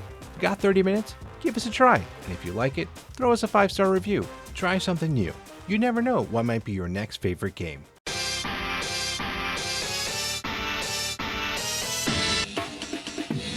Listen to Flashback 64, the chronological Nintendo 64 podcast. Hosts Gooey, McKenna, and friends flashback to the 90s and early 2000s with a look at the Nintendo 64's catalog and its contemporary cultural and historical context. Starting with the console's launch titles and proceeding in release order, we discuss classics like GoldenEye, Super Mario 64, and Star Fox 64, as well as some not-so-beloved games, lesser-known titles, and everything in between. Along with game-specific deep dives, we also cover other bits of pop culture from the time, like films, music, and more. Subscribe wherever you get your podcasts.